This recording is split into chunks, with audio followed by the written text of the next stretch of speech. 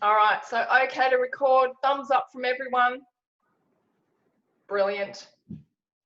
And I'll go back to my screen share.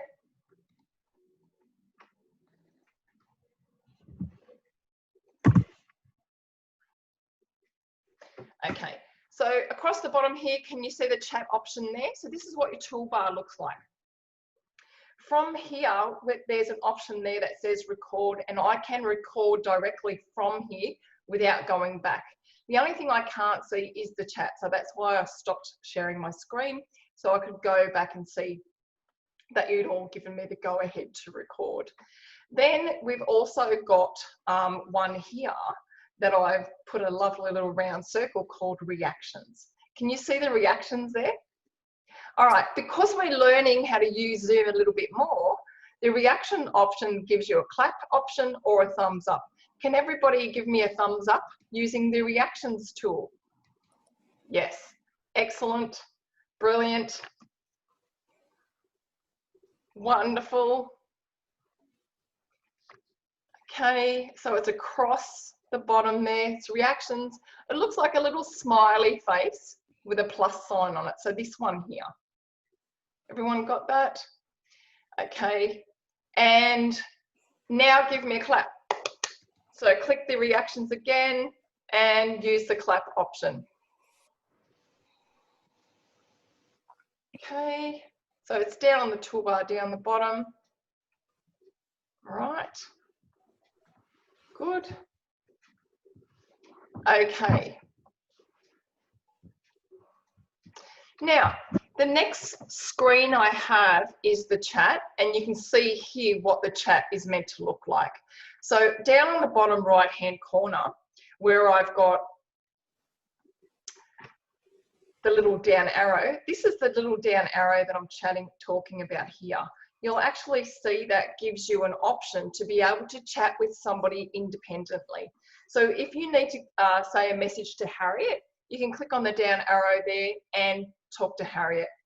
But don't forget to click the arrow again to go back to chatting to the group when need be.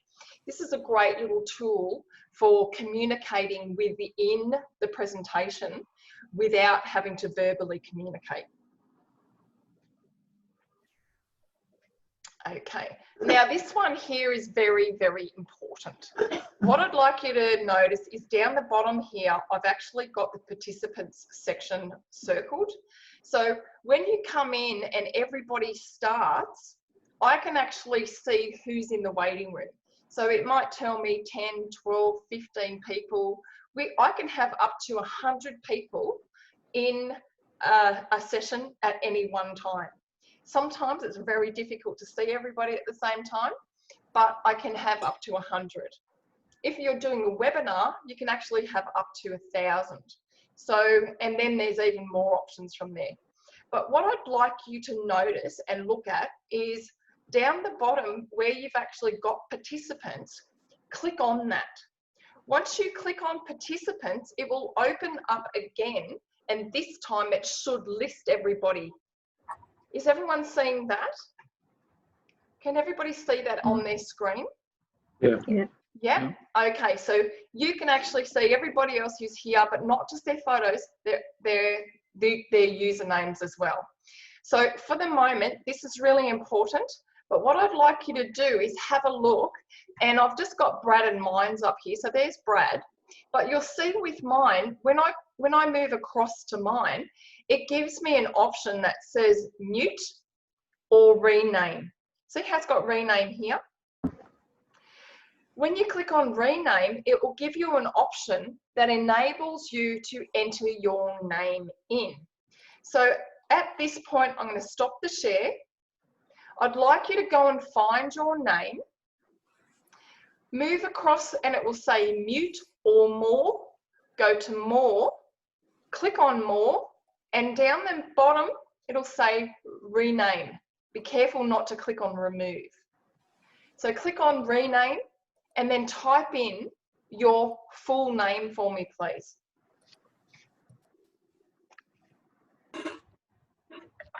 Okay, is anybody not seeing that? Yep. Okay, so down the bottom of your screen, there'll be an option that says participants. Yeah. So you move down. Once you click on participants, it should Yeah, open the window. Yes? Yep. Got it? Brilliant. Yep. Then find yourself. So it'll be your username. It could be, so is it Hawk? Hawk? Then you move across to the right-hand side and you've got an option that says mute or more. Yep. Click on more.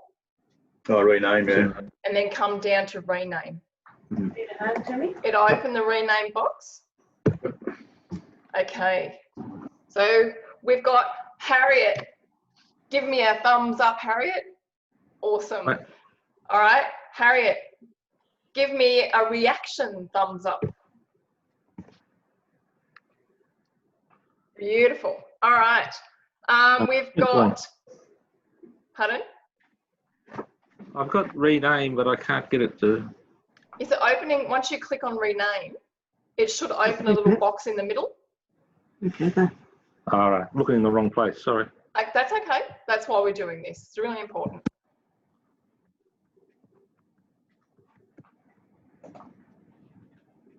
All good. Excellent. Okay, terrific. Well done, everybody. All right, so now I've got David. David, you managed to change yours. David, give me a thumbs up. David? Excellent. 2 thumbs up. Fantastic. So what I'm doing on the slide here is now that you've changed all your names, I'm marking my role. So get you to do a little exercise, and it has got 2 things that can actually happen at the same time. All right, Rebecca. Rebecca? Yep. Give me a thumbs up. Fantastic. All right, Debbie, give me a thumbs up. Fantastic. All right, and Kerry.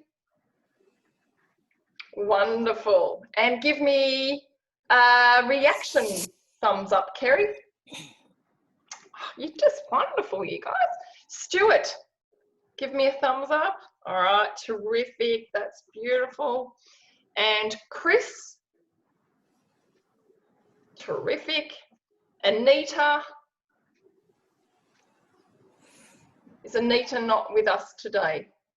Oh, as she is. There you are. Thank you very much, Anita.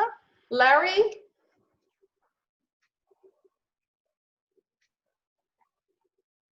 Okay. Is Larry here? Yep. Oh, there you are. Okay, reaction done. Okay. Didn't come through. All right, Larry, can I get you to change your name for me, please? Okay. So, yep, so click on your name through the participants section. Beautiful, well done. That's awesome. Good job. Jackie. Is Jackie Yep. there? Where are you, Yep, Jackie? there it is. Yep. There you go. Okay. Just wave at me, Jackie. I did the thumbs up. Ah, beautiful. There you go. Oh, you're just too quick for me. And Tim.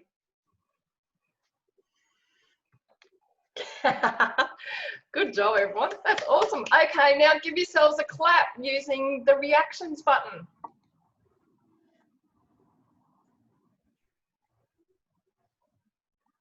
You're just too awesome. Well done. Well done, everyone. That's fantastic. Okay, so what I want you to do now is, now that you've gone in and changed your name, it makes it easier. So can you now see, rather than a username for everyone, that you can see their full name? Yeah. Okay, so if, for example, you wanted to send a message to somebody, it's now going to make it a lot easier for you to go in and send a message, because you recognize the person by their name. Now, if you're using a different form of online meetup program, it could be Google, it could be Zoom, it could be Teams, it could be Webinar Jam, it could be WebEx. There's so many of them. always try to change your username so that people who you're chatting with can have a face-to-face with you. It's also easier when you're looking for people and they're looking for you. Okay, does anybody have a question about that?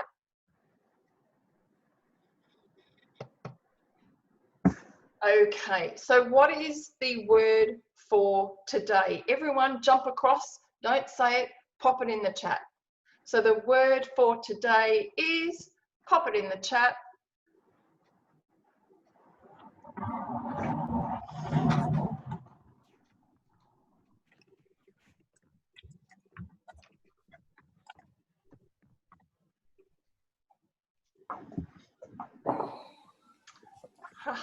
All right, give yourselves a pat on the shoulder. Well done, well done.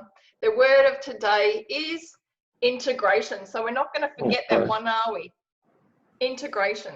Has everybody popped it in the chat?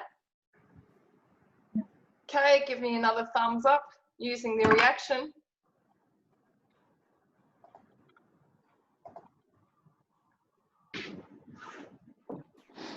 So Debbie, across the bottom, it'll look like a little smiley face with a plus on it. Come down and click on reaction. Yep. And choose the thumbs up. Fantastic. Oh, that's really good. Okay, I'm going to share my screen again. Lots of screen sharing today. And now you should be able to see where we've gone in and renamed that. So all you need to do is go to your username, and then it's got rename there. The box comes up in the middle, you type your name in, and it's simple to do each time.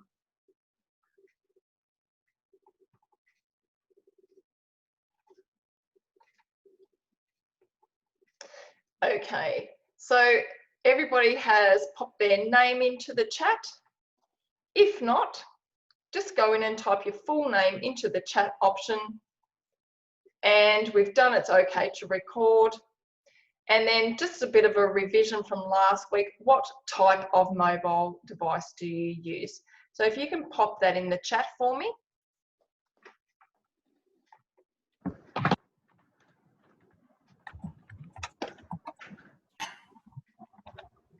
Fantastic. And then everybody in the chat, type in for me our things that we can't forget from last week, those 4 things. So everybody jump over into the chat and type in those 4 things that we had to remember. 1, 2, 3, 4 from last week. We've already spoken about 2 of them. And I'll stop the share so I can see what's happening in the chat.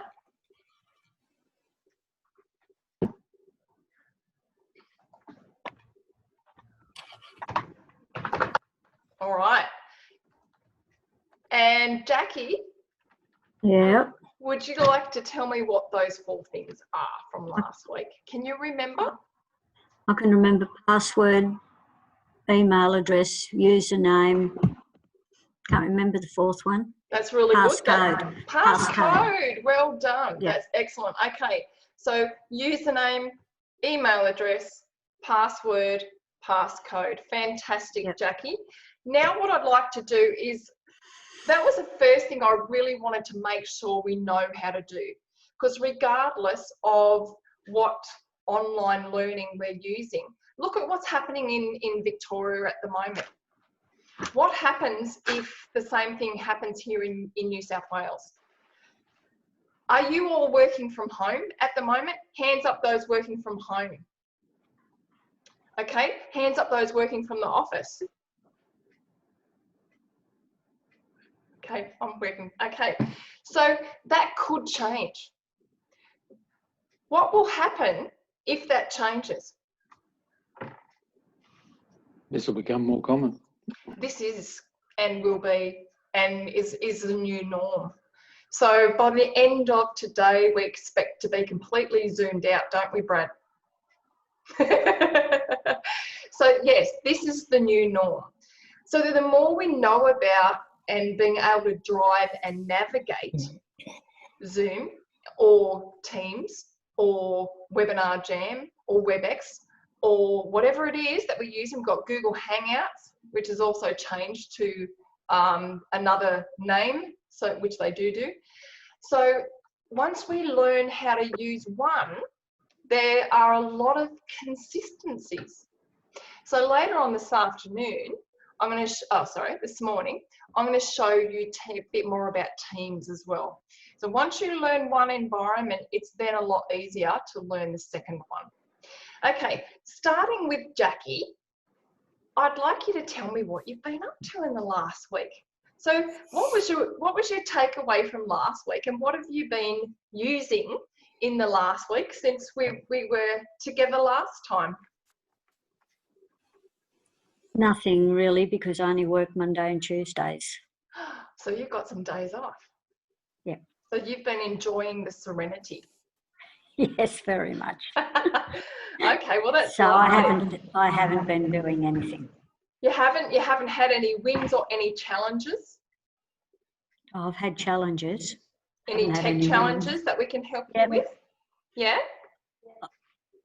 Oh, sort of, but a bit too complicated. Okay. Well, we've got Brad here. So if you at any time anybody has any questions, he's our go-to man. So he's the co-host. But if you've also got questions that you would like answered, Brad can help you out.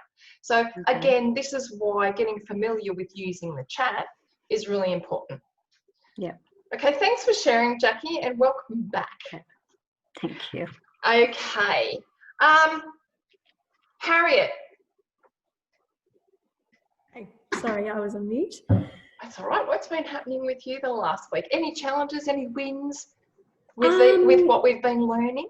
No, look, a lot of it, there wasn't anything too new for me. I guess I've just been thinking about when I've been going about my my role, and even in my personal life, all the little things that I do and probably take for granted, and that I find really handy. I've just been probably being a little bit more mindful of those and sort of trying to take note of things that I could maybe share with other people, and even just think I'm constantly learning. So I guess just being a little bit more mindful and observing those little learnings that I'm integrating into how I work day to day. So yeah, just thinking a bit more, I guess. It's a really good point, because we don't know everything about technology, because it's impossible. It's absolutely impossible. So the idea of learning is a little one step at a time type system. But Brad doesn't know everything about technology. I don't know everything about technology. And the reason being is because it's like an abyss or a bottomless pit. There's something new, there's something different, or there's a different expertise. There is, however, a lot of opportunity. Thanks for sharing, Harriet. Okay, David. Where are you, David? Don't forget to unmute yourself. Have you had any wins or challenges? Challenges every day. Don't know about wins. We're working on that, but the challenges are more workload volume than anything else. Yeah, I don't think anything specifically relating to our training last time, although we did have some meetings with some positive feedback and appreciation for these sessions. Yeah. Wonderful. Well, that's good. So you've been able to actually get into meetings and get the most from them. Yeah, well, we use meetings all the time. Zoom's a little bit new, but like you say, it's somewhat intuitive, quite similar. And but we actually had a face-to-face meeting that we were able to arrange with some of the Kyogle team on other issues, unrelated issues, but we're able to also discuss the positives of this. So that was great. Okay, great. All right, thanks for sharing. All right, Rebecca. Hi. Welcome again. What have you been up to? Well, I went to that meeting that David just mentioned. I'm at home, working from home today.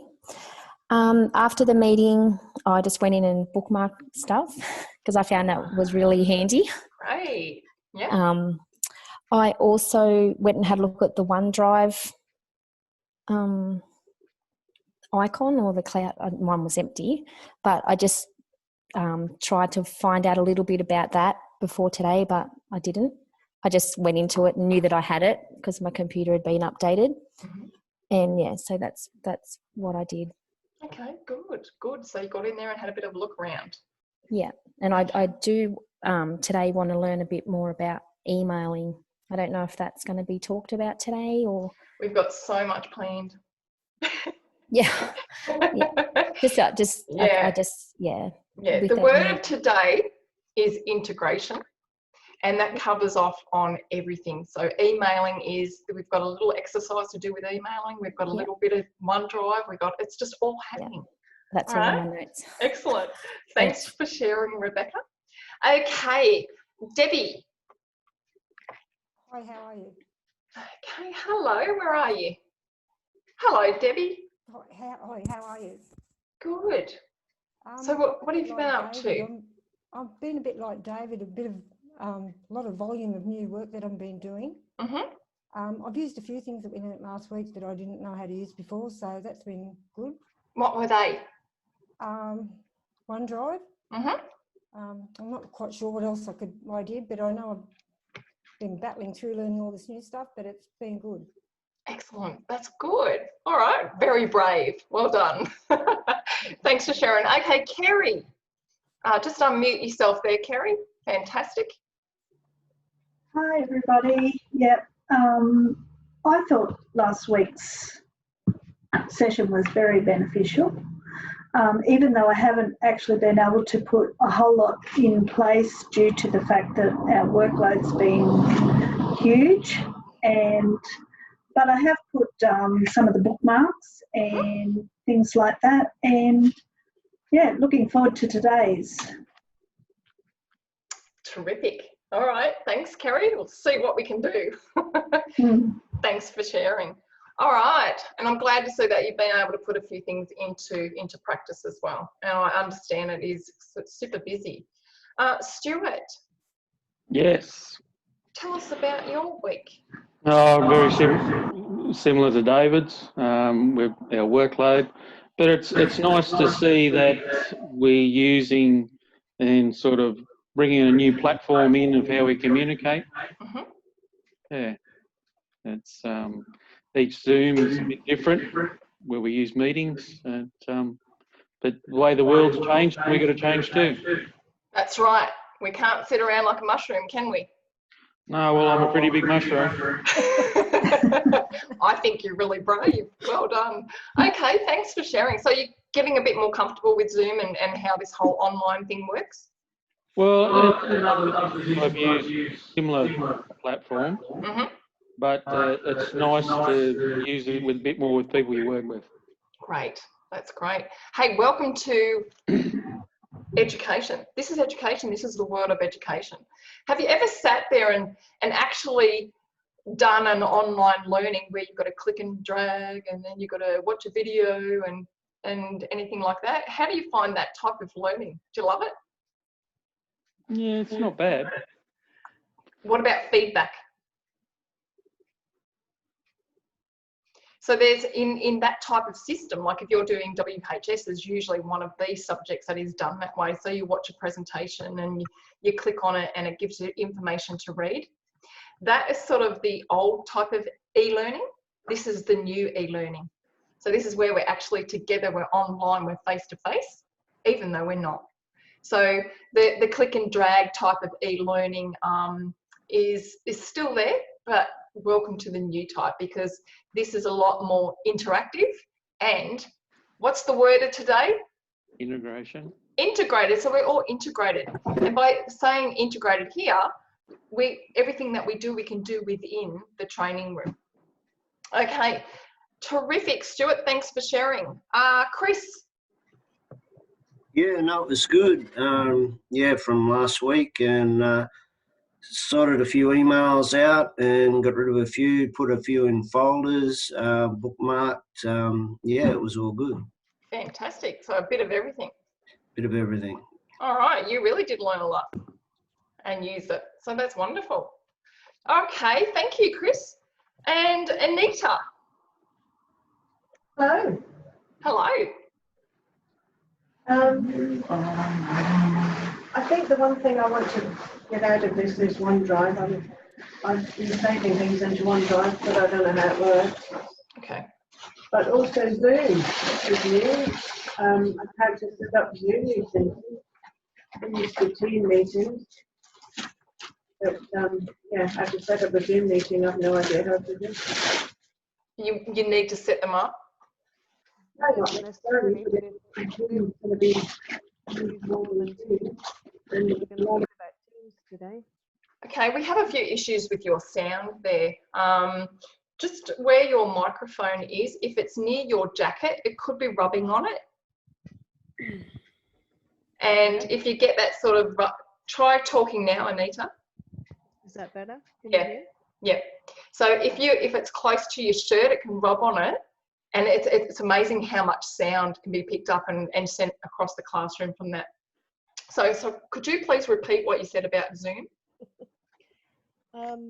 We usually use Teams, but setting up a Zoom meeting, I have no idea how to do that, but I don't know if Zoom's going to take over from Teams. Possibly not. Maybe it's just a one-off for this training. No. I think that because you're using Microsoft, you'll probably stick with Teams. Would I be incorrect in saying that, Harriet? Yeah, that's right. Probably the times when I find I'm using Zoom is if I'm meeting with people from outside the organisation, so where they've organised it, because other companies will use Zoom or Google Hangouts. So I, in my role, I'm having to meet across, and Cisco, I'm having to probably meet across 5 different platforms, which we can do that. But in terms of us organising them, the majority of the time we'd be able to do what we need to do in Teams. Yeah. And again, it comes down to that software that we were talking about last week, what you're licensed to be able to use, because that's another software program that needs to be licensed for multiple users. So, all right. Thanks, Anita. All right, Larry.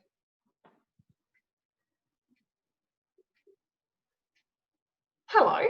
I was muted and I was out. You were out. Yes. Yeah, I had a pretty good clean out of my emails, so that was the main thing to come out of that. So excellent. But yeah, just a mixed bag, plenty of work on, like David and Stuart said. It's been a bit of everything. So, and I'm sort of in between stuff now, so it's all good. Excellent. So it's good that you've cleaned out. You've gone to your end of financial year cleanup. Well, yeah, there was a bit of a mess there. Brilliant. Okay, thanks for sharing that, Larry. Tim. Hi there. Hello. Last week, everything's beneficial, whether you've been there or not before. I find it all very interesting, to be quite honest. During the week, I mainly did the normal stuff that we do around here, with emails and Google searches and whatever, but I have a bit of a problem with cloud storage at the moment, so I've been clearing out a bit of stuff and filing some stuff away, storage in other areas. That's what I've used from last week's, what do we call this? Zoom. And I want to find out some more about Zoom, because I think we're going to be going that way, and that's exactly what we're doing now. Beautiful. Thank you. Yeah, so you've learned a couple of new little features of Zoom today. So just in saying that, I am so impressed with what everybody's done. Now, have I got everybody? Yep. Okay, give me a thumbs up. And give me a clap, because you guys deserve it. Well done. Oh, I love it. Good job. Okay, so that is a really great way to communicate with the presenter or the host when you are, if they're doing a presentation. So you can just use that as the way that you communicate, or you can use the chat. Okay, can everybody go back to the chat for me and type in the one thing that we just learned about Zoom? What was it called? What are they called? Have a look down the bottom and pop it into the chat for me. It starts with R and it's got a smiley face and a cross. Well done. Well done.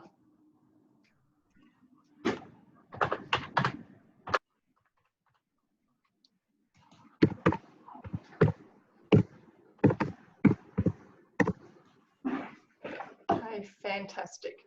Okay, I'm going to drop across to my presentation again.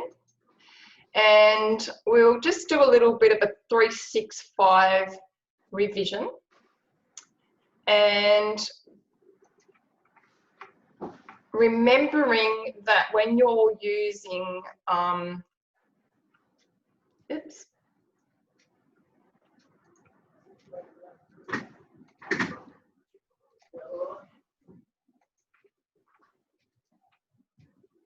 Okay, can everybody see my presentation? Great. So when we're looking at the presentation, last week we spoke about software and those sorts of things there. So if we have a look at this slide here, what you'll actually see is that we spoke a lot about the differences between web apps and mobile apps. Now, when you're using a smartphone, it is very, very different than a PC. And that's where you have those challenges with storage and having to clean up. Because on your mobile storage, you don't have, or on your smartphone, depending on whether or not it's an Apple or an Android, you are limited on a lot less storage space than you have on a PC. And even in Microsoft's cloud. So usually the standard in a Microsoft cloud now is 1 terabyte of space. Can anybody tell me how much 1 terabyte of space is? Drop it in the chat for me. How much is 1 terabyte of storage space?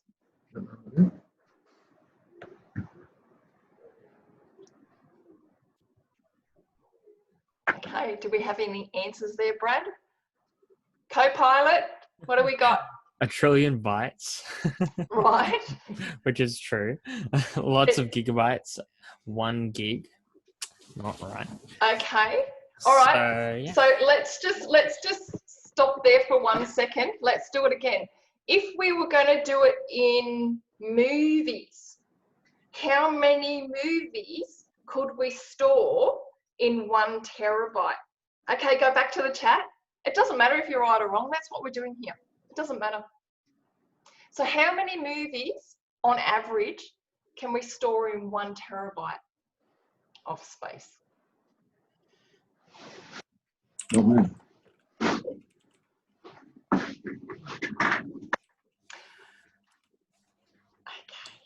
Brad, what do we got? Just unmute yourself there, Brad. 100,000. 1, no idea. 1,000, 1,000. 2, not sure, can't remember. All right. So is it important for us to know this? Okay, the answer is 1,000.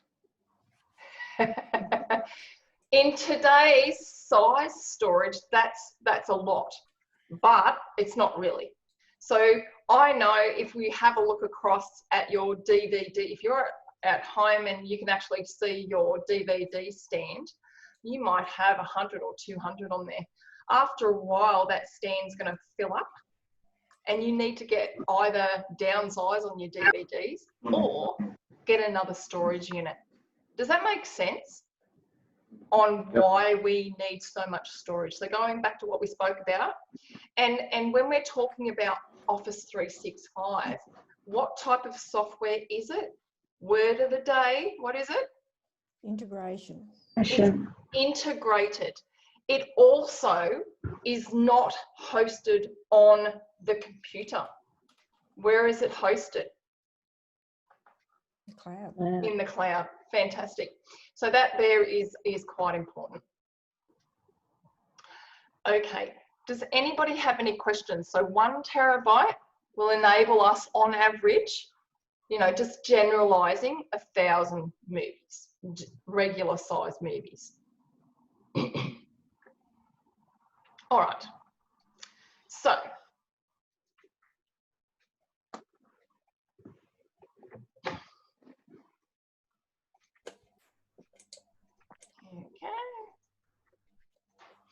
All right. So Office 365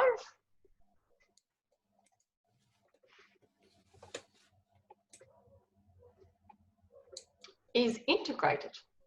And by looking at this, give me an example of what is actually integrated with Microsoft Office 365.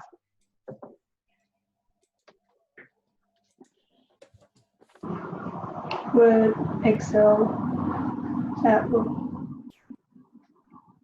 Yes. PC. Yes. What else? PowerPoint. Cloud. Cloud. Yep. What's the name of the cloud? Drive. OneDrive. OneDrive. Okay. So I made it a bit easy for you for some, but I didn't make it too easy.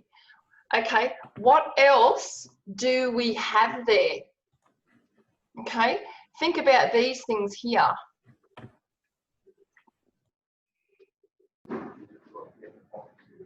Oh, yeah. Live and sync. So remember, it's not taking up space on your computer. It's actually running in the cloud and it's live and it's syncing. What does syncing mean? Transfer.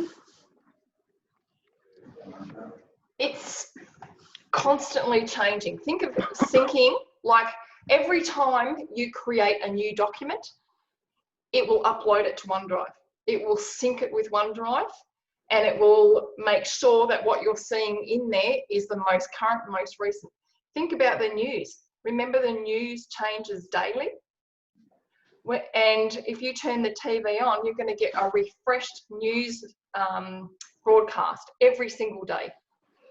Hopefully you won't hear yesterday's news. That means that the news is syncing, it's being updated. So think about the word syncing, write that down and just put in brackets next to sync.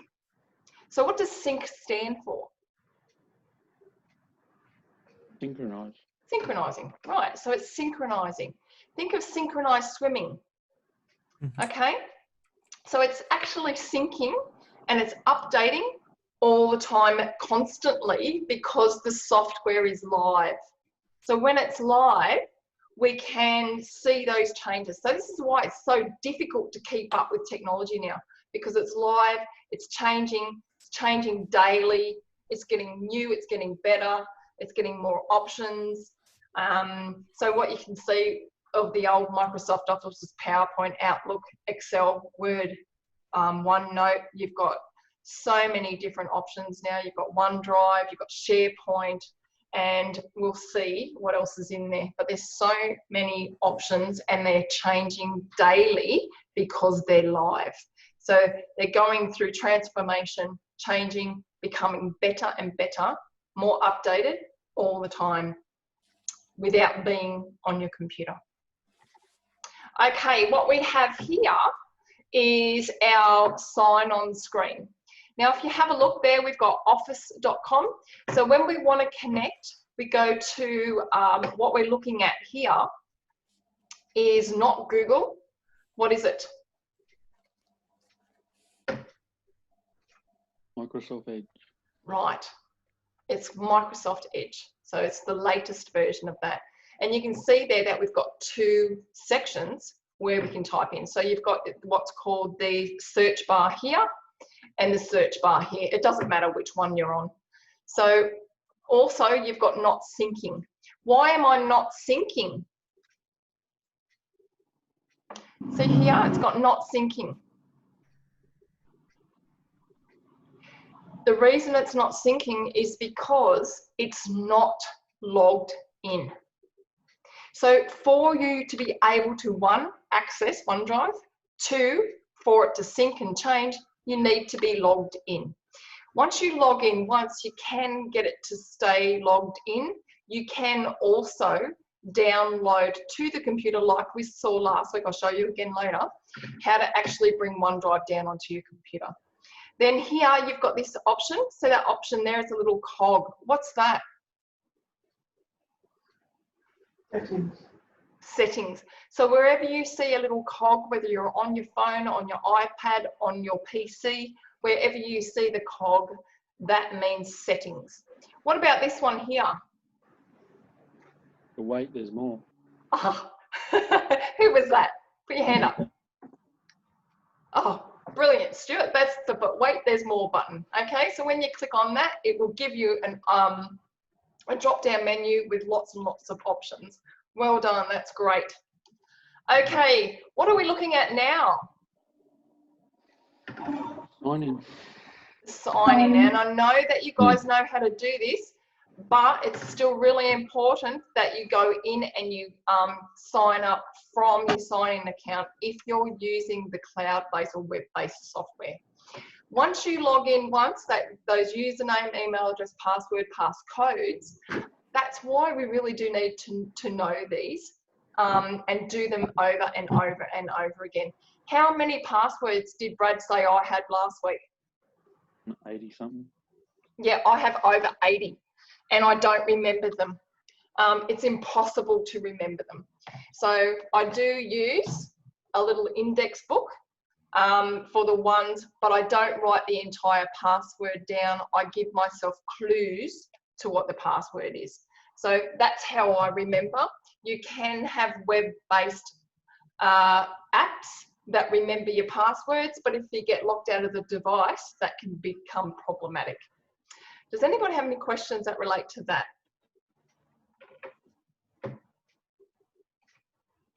Okay, so here we've got our password option. So you put your password in.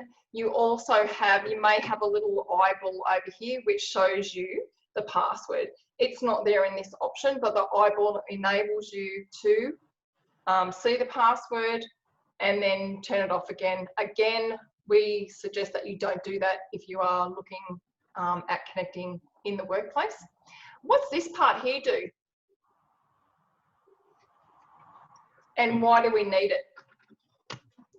Has anybody got a Gmail account? Verification.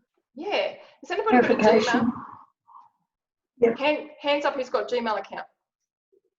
Okay, if you've got a Gmail account and you buy a new phone and you are using the Gmail app on your phone and get all of the information transferred over, what are you going to need to do to be able to check your emails?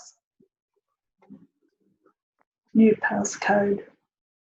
You're going to need to remember the username or email address, the password, and then you'll need a code that is sent to the device or to the email or to another email address to give you the code to put in to verify the account.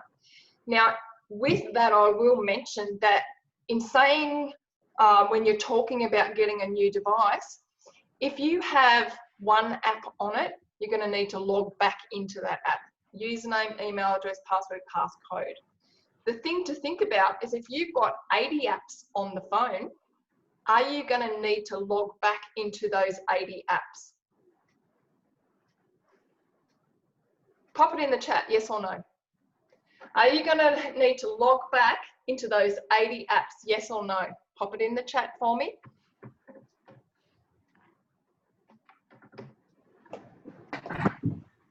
Hey, what are we getting there, Brad? We have a no from Debbie. Not once you've signed in from Rebecca. No from Kerry. Probably from Anita. Okay, the answer is a definite yes. Okay, we had somebody go, oh, actually, we had somebody from one of our classes at Narooma who went fishing. They had a brand new phone that they took out fishing and dropped it into the ocean.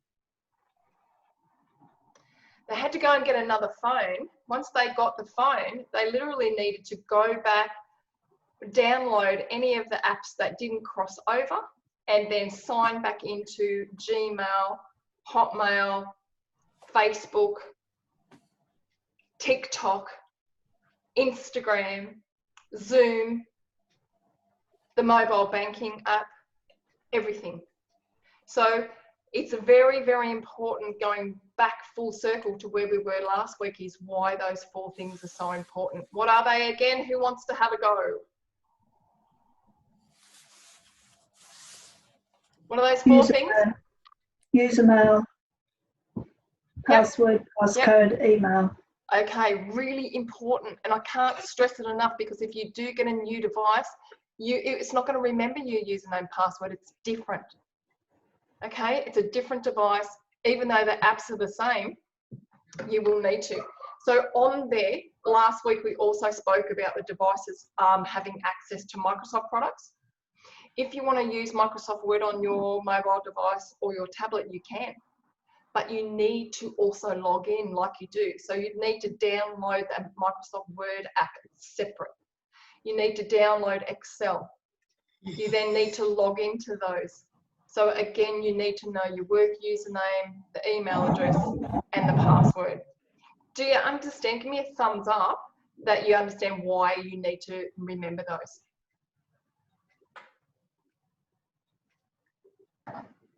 Okay, so if you lose your device, the device will not come, a new device will not come logged into everything. So the first thing you need to do if you go out and you buy a brand new smart TV, you turn it on and the very first thing it's going to ask you for is your email address, your password. Then you might want to go to the Channel 9 catch-up app. What do you have to do then? Sorry, Anita? Just unmute yourself, Anita. Log in. You need to log in, so your email address, your password, etc., etc. Then it might need verification, so it verifies it to your email address or another phone. So all of these things are something that we need to be able to do on a day in, day out basis. Okay, any questions? And there's our beautiful word of the day, integrated. So everything is integrated. Integrated means that things work together. They work together, they go within each other, but they can be separate. So if we're using Microsoft Word in the cloud, what type of program is that? Cloud-based. It's a cloud-based, what sort of software package? OneDrive. It's a word processor. So Microsoft Word is a word processor. If we are going to use Microsoft Excel, what sort of software package or program is that?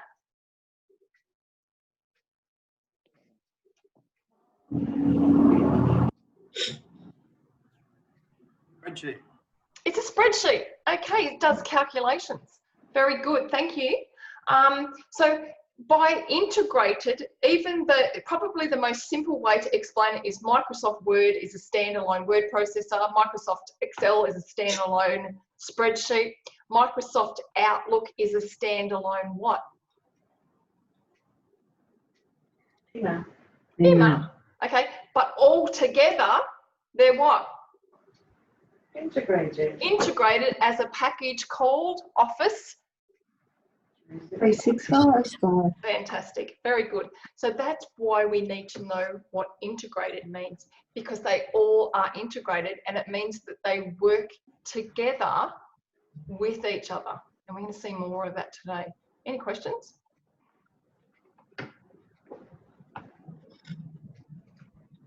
Okay.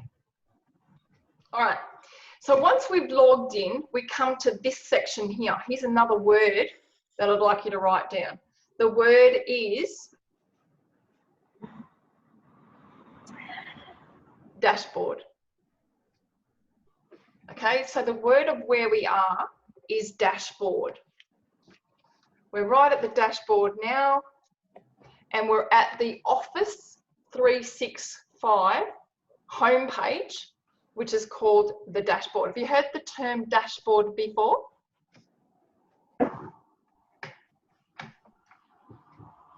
You have? Yeah. Great. So what's the dashboard for those who've heard of it before? Homepage. Pardon? Homepage where you can find everything. Right, it's perfect. So it is, if you're on a website and you're on the home page, in the back end of the website, it's called a dashboard. If you're in the back end of Microsoft, which we are here, it's called the dashboard. If you're in Zoom driving, So I'm driving Zoom, I get a Zoom dashboard. Okay, the same with Teams, which we'll see later. Okay, so what we're looking at here is the dashboard, and we've got, you can see, we've got Microsoft Outlook, we've got OneDrive, we've got Microsoft Word, Microsoft Excel, PowerPoint, OneNote, Teams, we've got Sway, we've got Forms, and then what's this? Think of the 3 dots. Wait, there's more. But wait, there's more. Aha, you're all over it now. Well done. All right, so today we're going to look at Outlook, OneDrive. We're going to have a look at Teams, but we need to remember that once we learn how to do something once, it's the same. So when we're looking at Outlook, we can share information.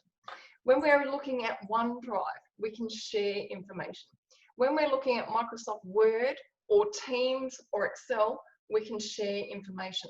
The beauty about this program, Office 365, is that every single application, whether it's Outlook, OneDrive, Word, Excel, PowerPoint, OneNote, they're all integrated.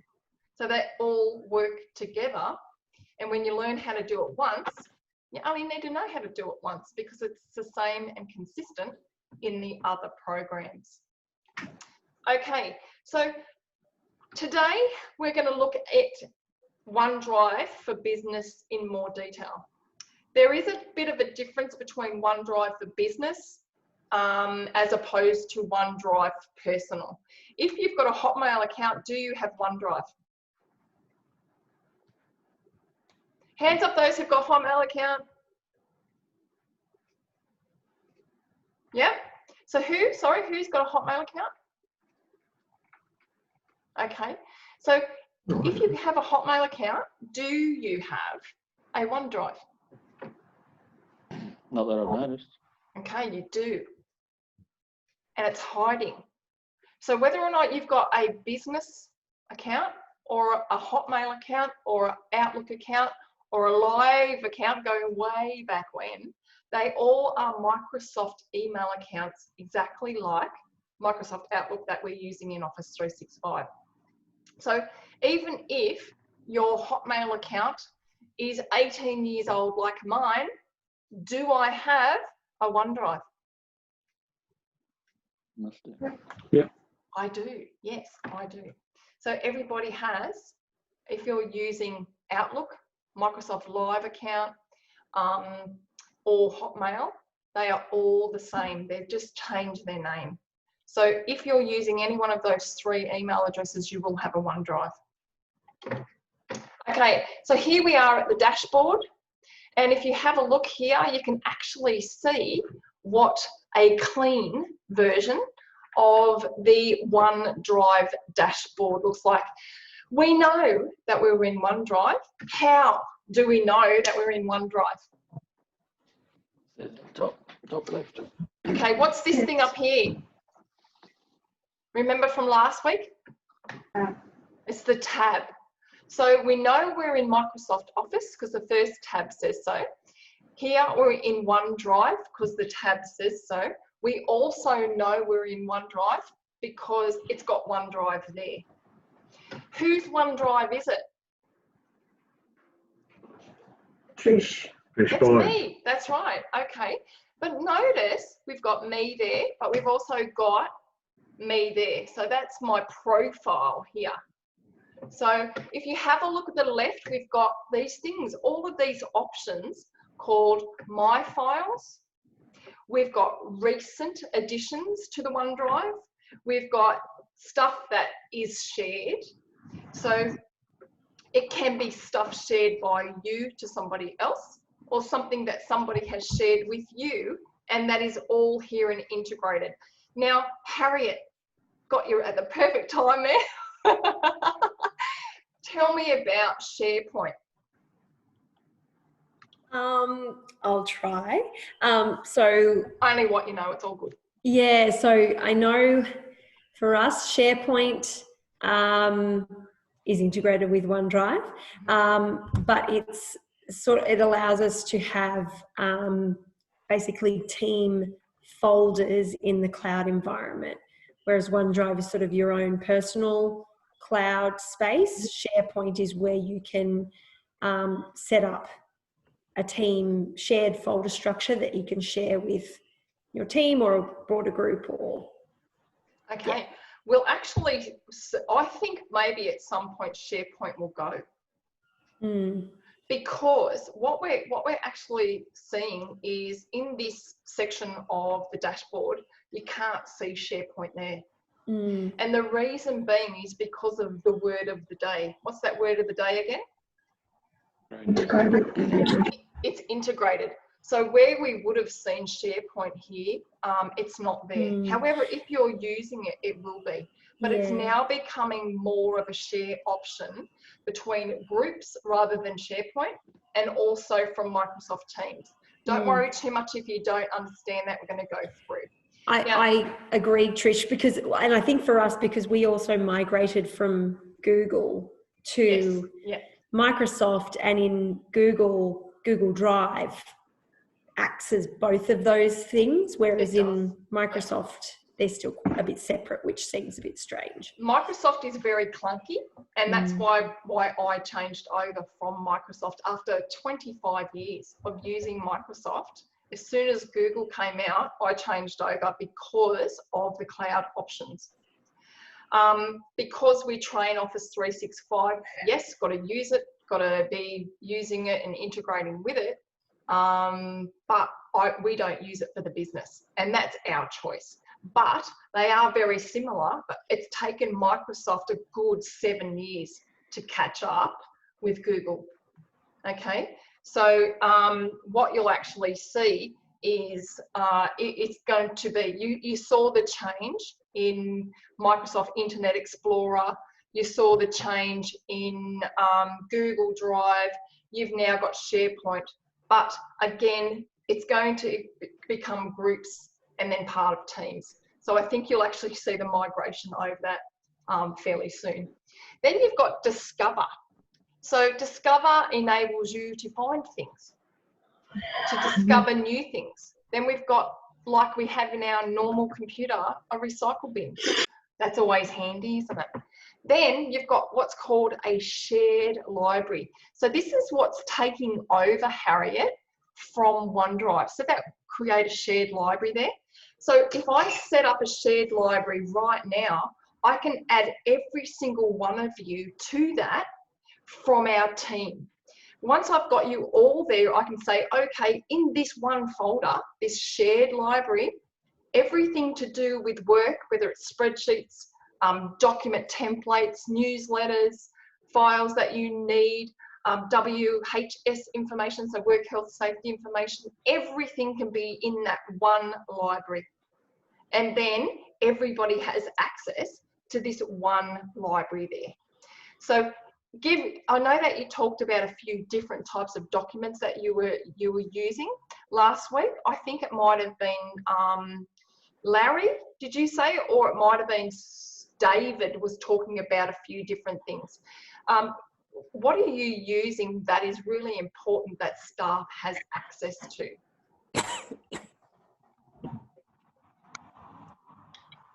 David, I think it was you from last week. Can you unmute yourself? So I think you might have been talking about different spreadsheets or different documents that you were using from the cloud that staff need access to. Yeah, we actually are also sharing pictures. Right. Field guys take pictures, and then we're accessing them. Multi-users are accessing them. Mm-hmm. There's definitely spreadsheets, various spreadsheets. Perfect. So let's say you've got the field guys going out and they're taking multiple photos with their iPad or their iPhone.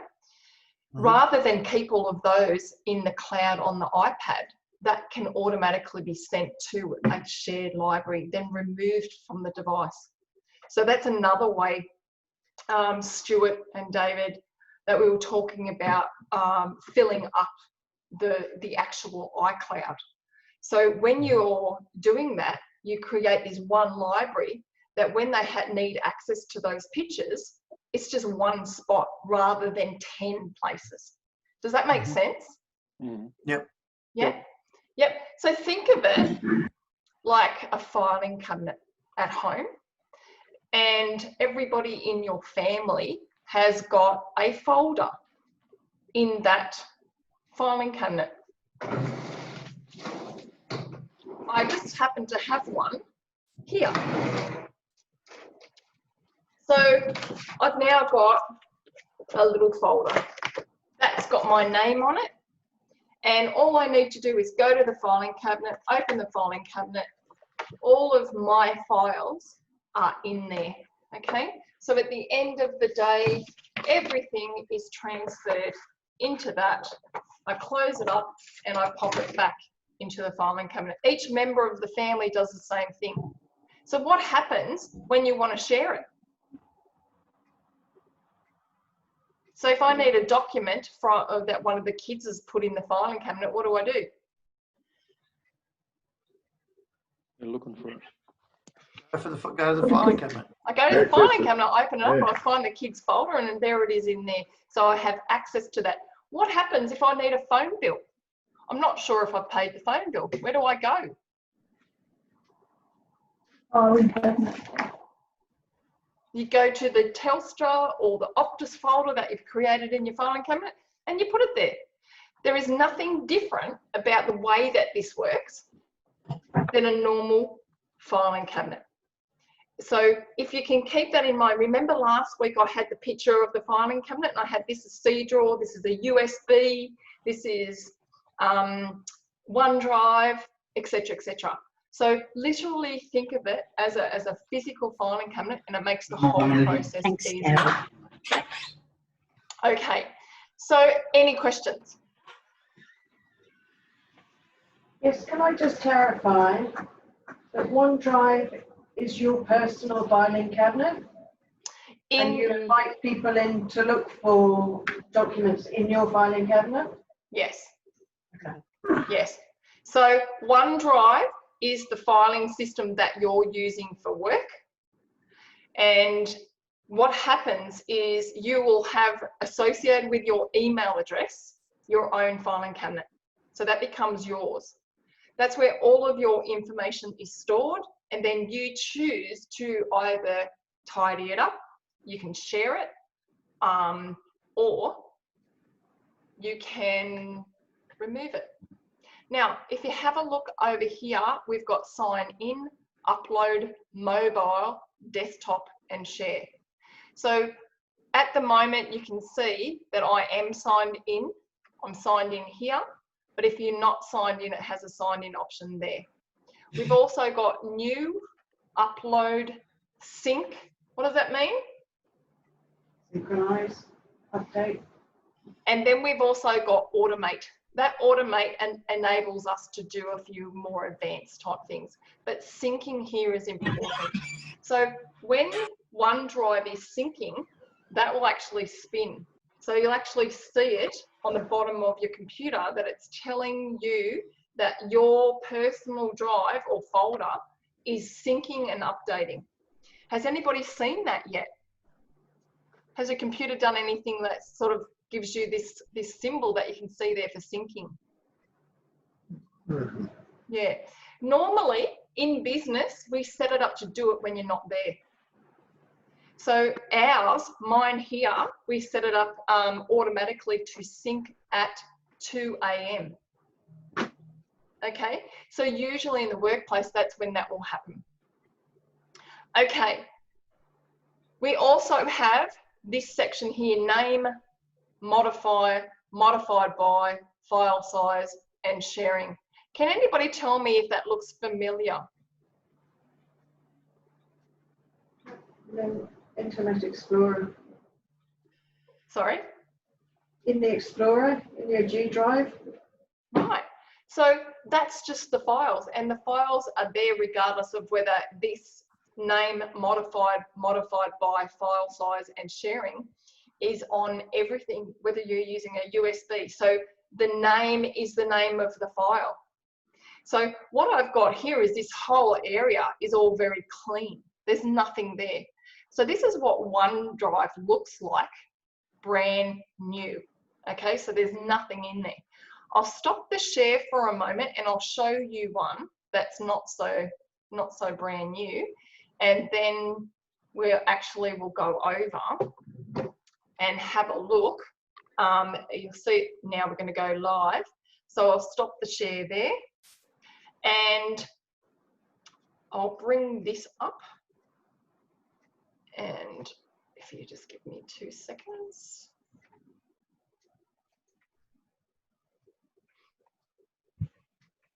And I shall start that share again. Okay, so can you now see my OneDrive? You can? Yeah. Bailey's ice cream looks good. So if you have a look, we've got quick access, we've got desktop, we've got downloads, we've actually got OneDrive selected there and OneDrive here. If you have a look, there's a lot of stuff in this OneDrive. So we've got camera roll, we've got documents, we've got email attachments, music, new folder. We've also got exactly a copy of that on the C drive or in documents on this computer. Now, depending on how yours is set up, it'll be the same, but this here is our backup to OneDrive. So you can see the desktop screen, you can see any downloads, and I'm sure that that is quite messy. So there's absolutely lots and lots of stuff in there, probably 1,155 items that's in there, just in downloads. And that's telling me that that's getting fairly close to needing a clean out. So can you see the difference between the OneDrive on the computer and the beautiful clean OneDrive that I showed you in the PowerPoint presentation? Yep. All right. So what I'm going to do now is go live to that beautiful clean one, and we're going to have a look at making it not so clean. Any questions before we do? Nope.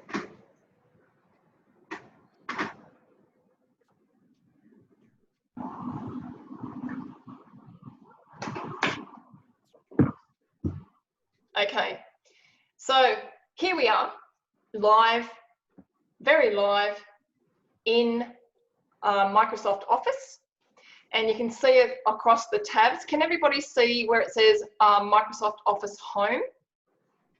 Yeah. And OneDrive files? Yeah.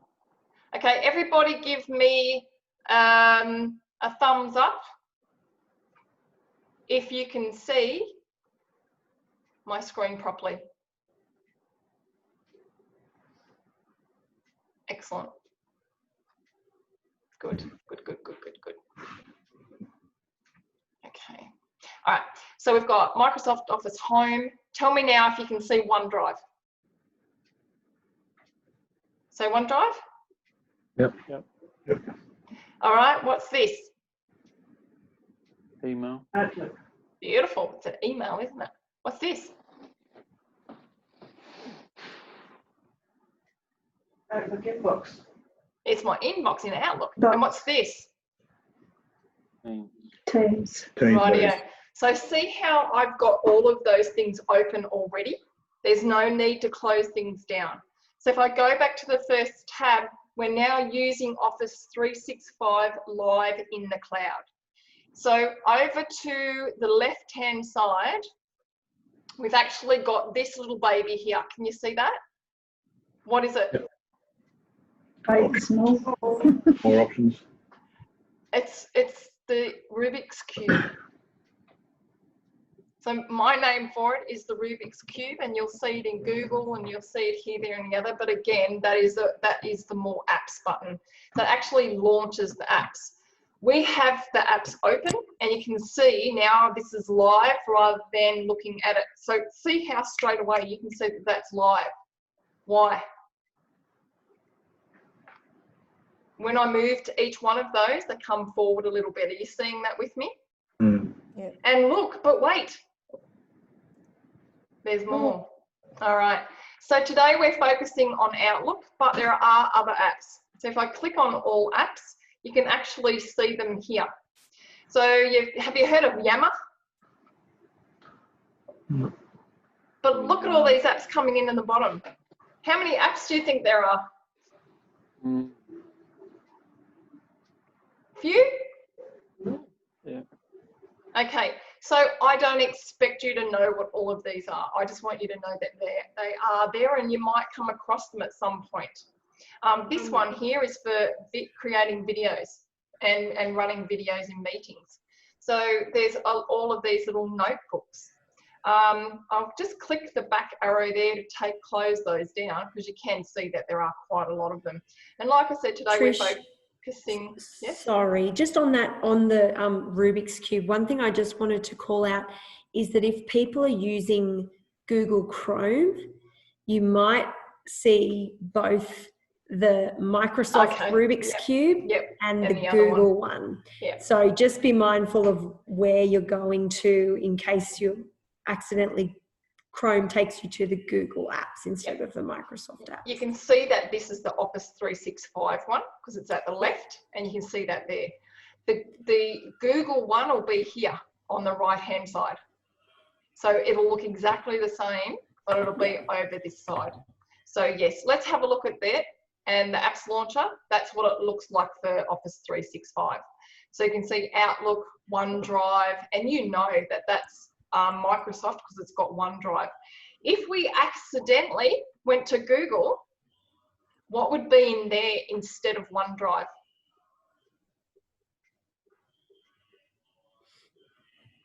It would be Google Drive. It'd be Google Drive. Thanks, Harriet. Okay, so you can see that it's Office 365, all of those apps, Outlook, Word, so everything that is available for Office 365 that we're using generally. If I click out of that now, we're back here, you can see that we've got Outlook, OneDrive, Word, Excel.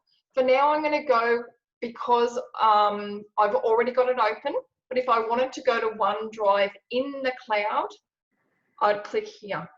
Once I click there, a new tab opens up and I'm there now at the tab, and you can actually see that this is really lovely and clean. However, I have got one folder that I did put in there previously, or as I should say, one I prepared earlier. So in here, we've got my files and you can see it's me. So yours there should say your name. It shouldn't have your email shortcut. So it shouldn't be J Smith. It shouldn't be Sally Sue. It should be your full name there. Why? This is really important because remember this is integrated. So that if that doesn't say your name there and it says your email address there, if you're sending information out from Outlook outside the organisation, it can be filtered into spam if that part isn't set up properly. Okay, so that's really important. If it doesn't say your name there, contact your IT department and get them to change it, because it can be filtered out very easily, particularly for government organisations. Because what is that there? Number one, username. It's your username.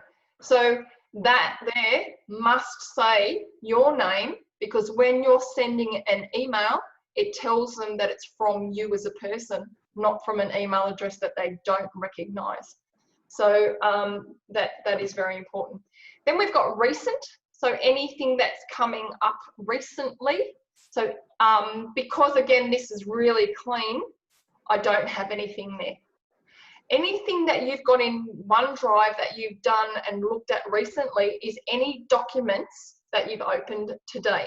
So you might have opened up a report, you might have opened up a spreadsheet, you might have done this, done that. What you'll get is a list of everything and when it was last accessed. So if you open up 2 documents today from OneDrive, they'll be listed here. If you've opened up 10, they will also be listed here. So So these are the most recent documents that you've used. Then we've got shared. And once you start creating anything that is given to you from outside, your shared documents will come up in here. So this here, say, has got shared with you. Say that Harriet sends you out a form and she just says, I'll share with you the form or the link from last week's session. Harriet, did you get that link from last week's session? The YouTube link? I did, and I sent that to the group yesterday. Fantastic. So that is something that by email, you have shared that out to the group. Harriet, correct? That's right. Okay, what happens if you did it in here?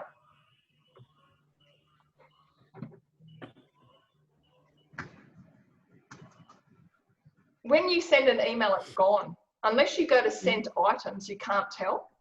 Whereas if you've got that YouTube video in here and you share it, you can actually come back and see that all the time. It comes down this list. Once it's sent with email, you've actually got to remember that you've got to go to sent items. The difference between sending and sharing is that everything that you share is held here.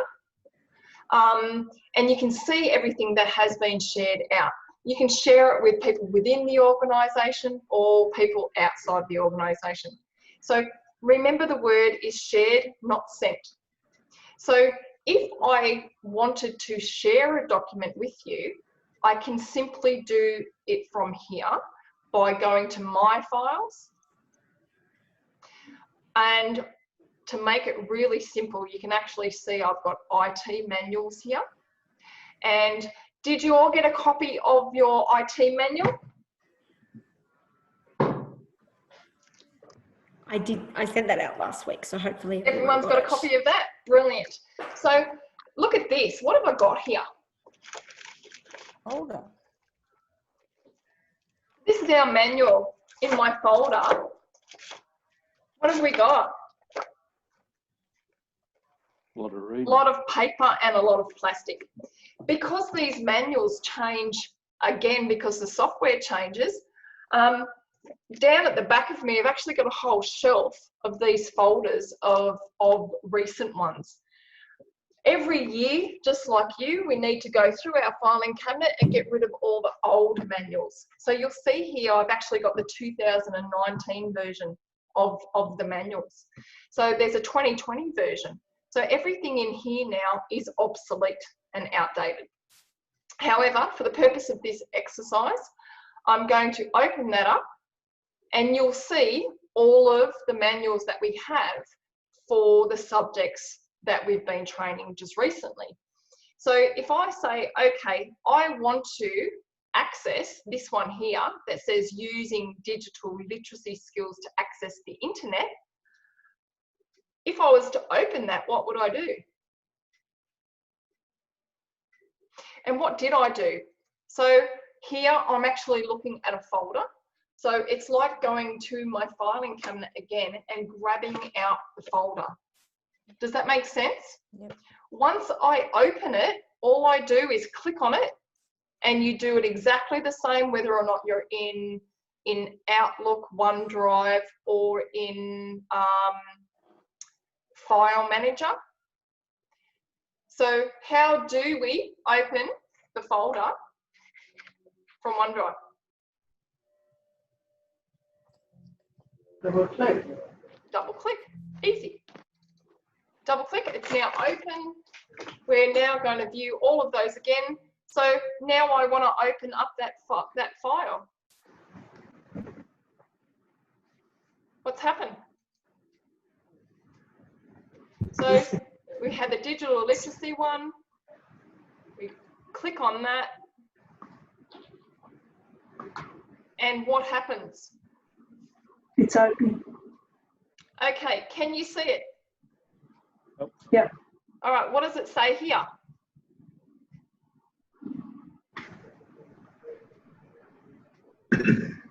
Right, so see how now I have access to that. in a soft copy. Whenever we've got anything physical in front of us, it's called a hard copy. It does take up a lot of room and you do end up with a lot. The reason we sent you soft copies of all of the manuals is because it's the most up-to-date version we have. And then if it updates again, we can send you a link to the new one. So for the moment, we've actually got the most recent version of the book and we're viewing it now and we're reading it in here. Just like you would read a normal book, but this way we're going down instead of across our 2 pages. Any questions?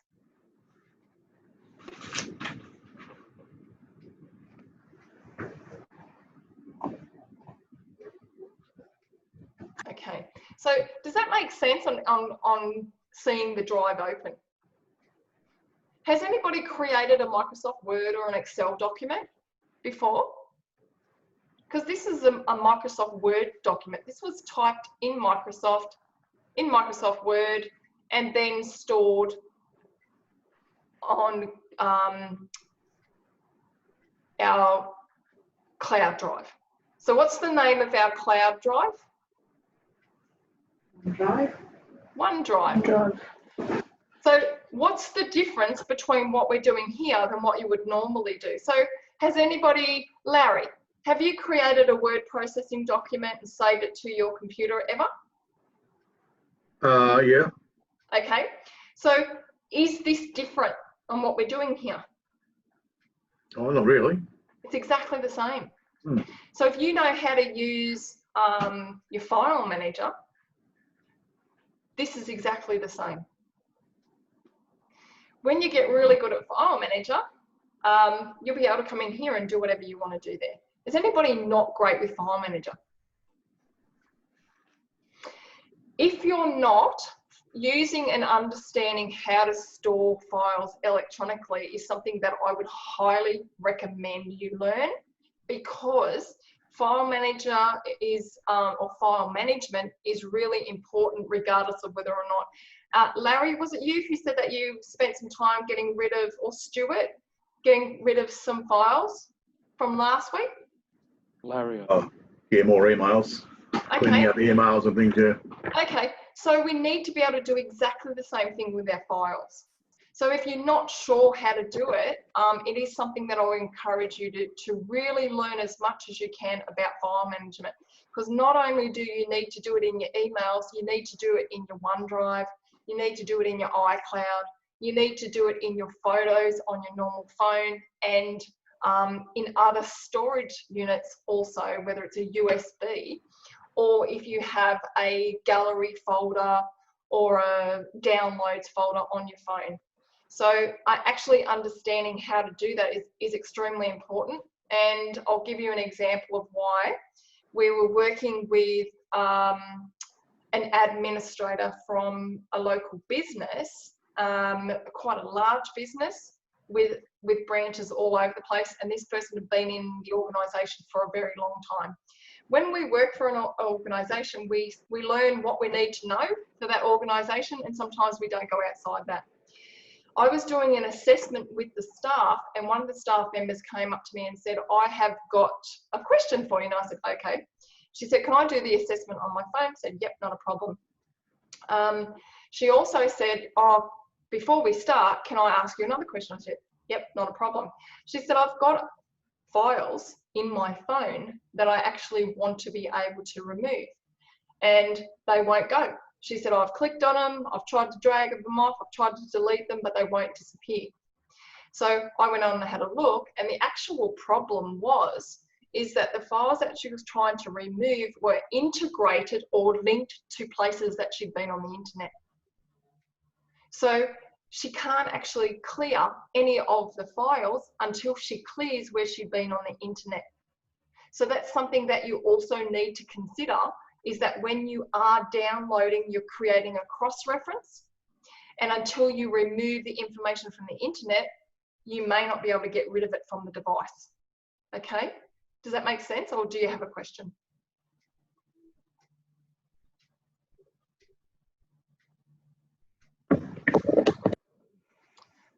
Okay, rightio. once we've got our documents here, remember these are in the cloud. Where are they? So which cloud are we looking at here?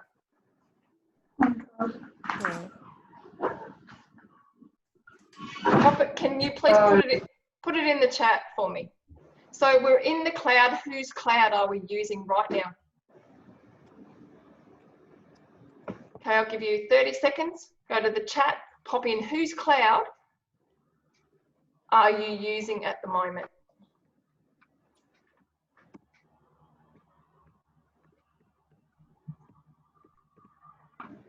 Okay, Brad, what do we got?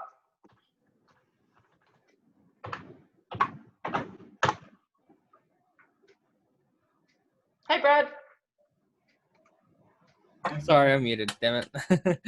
OneDrive, Tricia's OneDrive, Microsoft, OneDrive, MS OneDrive, and... Okay, the answer is Microsoft. So OneDrive belongs to Microsoft. Who does Google Drive belong to? Microsoft? Right, so if you're using OneDrive, you're using a Microsoft product. It is a product of the company Microsoft. So the correct answer is Microsoft. Okay, so also at the top here, you'll also see that I'm viewing this in private, like we spoke about last week. So I'm using an incognito window so that I don't have to log out of my other Google Drive. So the one that this computer is connected to. There's also the but wait, there's more button. This one here takes us back one screen. This one takes us forward. So that takes you back a screen, forward a screen. Then we've got refresh, just checking that everybody knows these. Refresh renews the page, brings in any new stuff. So if you're waiting for an email to come in and it's not coming in, if you click refresh, it'll help bring it in. Then we've got this here, share. These are my faves. Share, copy link, print, download. Once it's in the cloud, do we need to download it? You could extract it. No. Once it's in the cloud, unless you need a physical copy of it, there is no need to download it to your computer. If, however, you want to print a copy of this out so that you've got it for your own personal use, or you want to take a copy home, that's when you could either download it to a memory stick or print it out from the cloud. So you don't need to actually download it to be able to print it. Or what you could do is share it with yourself. Okay, or you could create a link to this drive and just share the link to this document with yourself. If we want to share it, to start off with, we click on share. And we say, okay, we want to share it with me. So for today, I'm going to share everything with myself, because if you're using a company OneDrive and somebody is not a member of the company, so a staff member, and you try and type in Joe Blogs, it won't let you. So if I put in, and that's to do with security. Oops. So when I go to TPI, is that me? Yep. Does that look like me? I'm rather round. So if we click on me, that comes in, am I who I want to share this document with? For the purpose of this email, yes. If I was connected with OneDrive with Harriet, I could just put Harriet's name in. But because Harriet is not a member of our staff, that's why it's showing up no results. So can we share it with more than one person? Yes, we can. Can we share it with multiple people? Yes, we can. It's a lot quicker to share a document with multiple people than it is to say download it, send an email out to one person, then send another email out. So once we've told everybody that we want to share it with, we can simply pop in a message just like an email. So we're going to go, hi Trish, please find the link for the document digital as requested. Kind regards. Now, tell me what I'm doing here. An email. I'm doing an email. See how we're emailing directly from OneDrive. Tell me what's different about this. All integrated.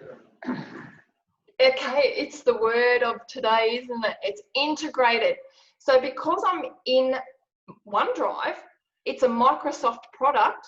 So now that I want to send it out, it is using the exact same feature, which is integrated, which it looks like this. Ta-da! And if you have a look Question, there, Trish. pardon? Sorry, just a question for you, Yeah. just as a point of clarification. So all of this presupposes internet accessibility for the parties that want to access the files. If we're anticipating wanting to share documents, files with parties that have difficulties with internet accessibility, then at that point we would be wanting to download and actually send actual files rather than share what essentially is a link to access dependent upon internet access, right? Can I be a smarty pants and say everybody has access to the internet? But well, I know it's not true. You want to come and I was very tongue-in-cheek. I'm in regional Australia and we have dropouts all the time. So what I actually do is have Brad also as, we had a discussion earlier and I added him as co-host just in case I drop out. And our internet here in Australia is not fantastic, and in regional Australia it's worse. So totally get where you're coming from, and the answer to your question is yes. So if you have dodgy internet or you're trying to send something or to the cloud and your internet's not great, you may as well kiss it goodbye because it's not going to work. We actually worked with a local car yard a couple of years ago who wanted to upload photos, send them out to their digital marketing company, and literally from his camera, take the photos, use OneDrive to upload to the drive, share the photos with the marketing company. Beautiful. However, didn't work. And the reason it didn't work was because the internet wasn't fast enough to be able to cope with the amount of data. We're talking, it was sending hundreds of photos, and it was updating and it was backing up the computer. So that's something that you do need to keep in mind. It's a really good question. If the internet service is poor, this is where this whole cloud stuff falls down, because it relies on good internet service and coverage. Because not only are we sharing, so here where we're sharing, people will be able to open it, but they may need to be able to download it to be able to access it properly. Once it's downloaded, it's just on their computer, but it is taking up space. Any other questions? So it was just a point of clarification for the team, so that we're thinking about, you know, I mean, for most of us from an administrative point of view, this will be fine, but there will be key documents that we need team members to have access to, and they're going to have accessibility problems, and so they will at that point have to actually receive the file. Yes, yep. And everybody will have that problem at some point. Brad was telling me also this morning that the system got hacked over the weekend. So Telstra, Telstra got hit with a cyber attack. And again, being in regional Australia, we only really have Telstra as an option, you know. And the further down south we go, Narooma area, Cabarga, around there, there's nothing else available. There's only Telstra. Are you in the same situation where you're located? Or is your system not too bad? You're at the office, David, so what's your system like there? Yeah, we're good here, but our area of operation, particularly, I mean, Kyogle is a lot more variable, and then the field team operate in an area where the variability is significant. Yeah, and it's pretty much like that all over Australia. So thanks for pointing that out, but it is very, very much the case. It's really, as Brad and I say, it's all about location. You know, your internet access and the stability of it literally relies on where you are and what access you've got. So for our team, as you're leading us through this, I'm just sort of flagging it so that we're thinking about the sorts of things, we're differentiating between the content that would be readily accessible on the cloud for those of us that have relatively good access, and those documents or elements, files that we would want, say, field operatives to have access to, who might have to actually receive, you know, a soft copy to a device. Yeah. Okay, no, that's very true. Thanks for pointing that out, David. Okay, going back to my little email over here, what do I need to do? Send it. Send. So if I just click on send, voila, it's sending mail. So see how that is automatically, it's just gone, but it is part of OneDrive. The previous version of OneDrive didn't do that. Now, did you hear that little noise? And if you have a look, and the reason I've kept this open is because now, if we have a look at the tabs at the top where Outlook is, there is an email there. So I've actually sent that to myself, and I can see now that this tiny little red dot is saying that the email is there for me. Before I go out of this window, I want to also talk about copying a link. If I click on copy link, everything that we do is now links. So Harriet, can you unmute yourself? What did I send you yesterday? What did you send me? You sent you sent me the link to the YouTube video. Right. I sent you the link because, why didn't I send you the video? Because it would be huge, and it probably wouldn't make it through via email. Definitely wouldn't. No.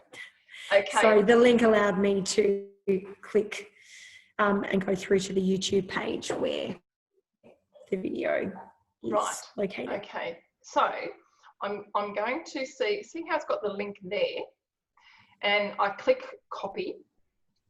And if I want to, so let's just say that I've copied the link.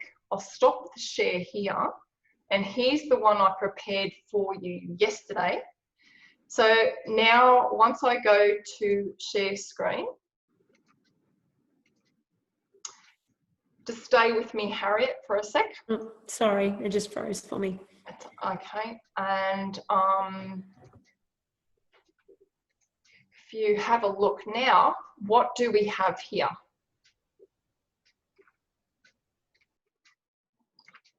Can you see this, Harriet?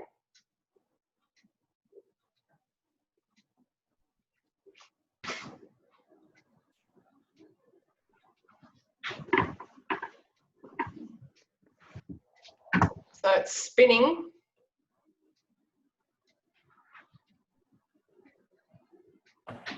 Okay, so tell me, Harriet, what are we looking at here?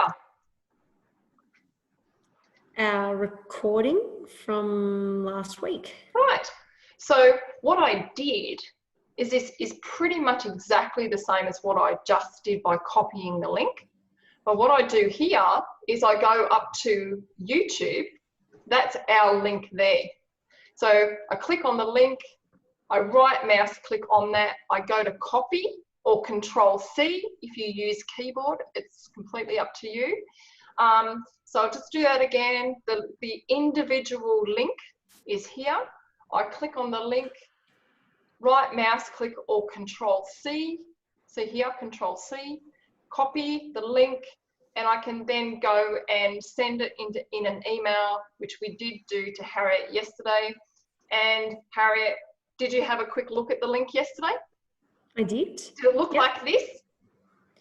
In the email? When you opened it up? Yeah, it looked like this. Yeah. When you looked at it in an email, did it look like a blue link? Yes, it did. Okay, good. I'm just going to stop the share again. So it's as simple as that. We go up to the URL, okay, so the actual web address. What does URL stand for, Brad? Unique reference locator. Thank you, Brad. So I told you the technical side of us. So the unique link, that it's the web address. So URL stands for a unique link, pretty much. Keep it really simple. When you're doing the same with a file from OneDrive, it's usually because the file is really big. So we create a link for the file rather than send the whole file as an attachment. Now, to give you an example of something that we use every day, I've got 10 photos. I'm going to sell my house. The real estate agent says to me, send me the photos, we'll put them up on our website, blah, blah, blah. Try to send them out. They won't go. Why not? Too big. The file's too big. So how do we do it instead? I'm so glad and grateful that you asked. Can anybody answer that? Share the link. Right. And how do we do that? So hold on, let's go back.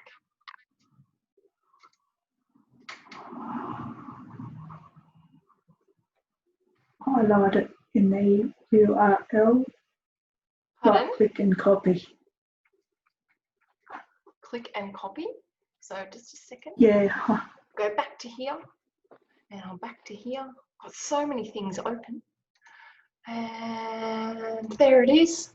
So here we are back at OneDrive.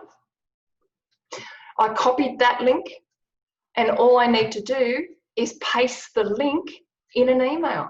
So here's one I prepared earlier. I go in and I paste. Ta-da! There's our link. So we're actually linking it directly to OneDrive. Does that make sense? Yeah. Now, again, I want to send myself an email. So very importantly, when you're sending an email, what do you need to take into consideration?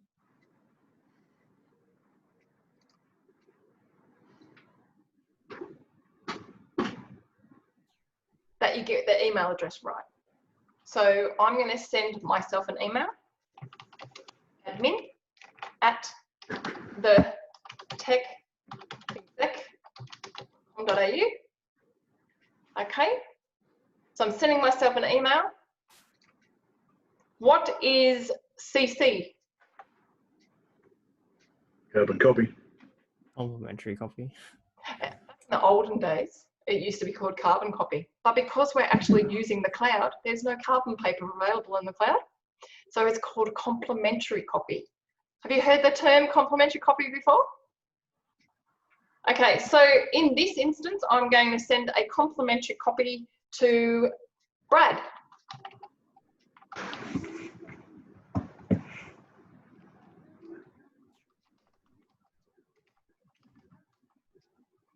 Okay, so that's not Brad's real email address.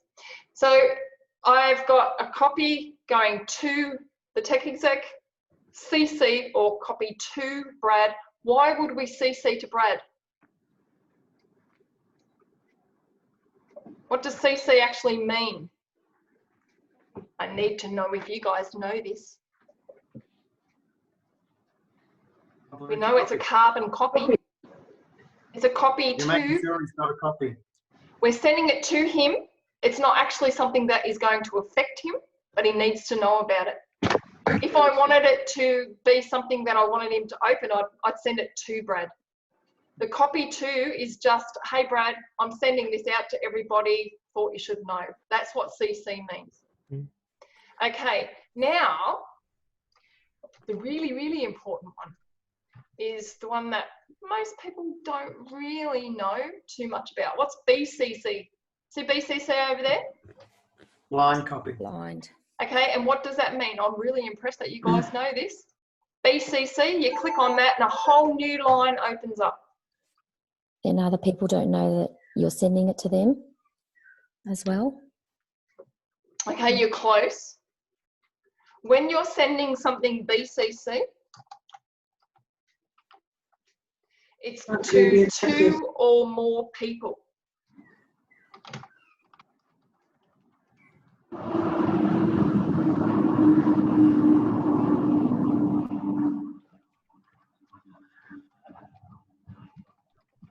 So it can be used to send to multiple parties when you don't want to make everybody's email addresses accessible.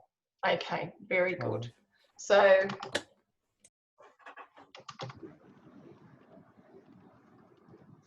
right, so it's blind. It means it's hidden. So if I do this,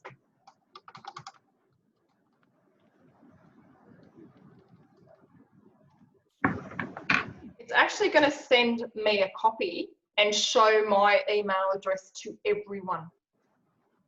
So here where it's to, my address, this one here, will be available to everyone, but these addresses here will be hidden.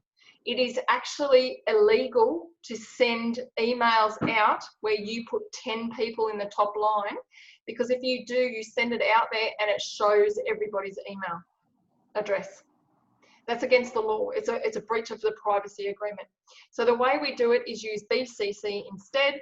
It sends it out to everybody as a blind copy. So it sends it out to them. It's addressed to them, but it hides everybody else's email addresses. Does that make sense?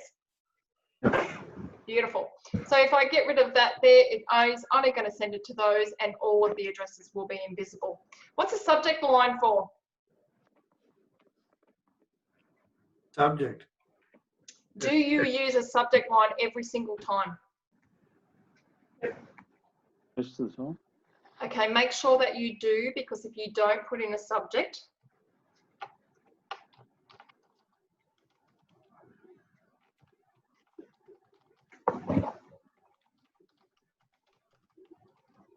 so what am I including in this email? Meeting. I'm telling people I'm email. including. So straight away, when you receive the email, it'll say it's from me. So it's got my username. So it'll actually say it's from Tricia Pye. Then in the subject line, it's going to say copy of student course manuals. At that point, you know what it's about. So will you open anything from me? Yes, because we trust you. Good answer. Right. What if it was Blue Cow 21, which could be my email address? In our business, that could be a literal email address. Okay, so it's probably going to sweep me out anyway. The other thing, if you don't put a subject line, Microsoft hates it, and Microsoft will automatically sweep it and send it to the bin. It can also come in with red flashes all over it, saying that this is warning, warning, Will Robinson. So always make sure you put a subject line in, because Microsoft loves it, and so does Google. The other thing too is, like any other email that we're going to write, we would also put in who it's to. So who am I writing to here? Oh. Brad. I'll just write it to Brad. So what would I do? Hey, Brad. Hey, Brad.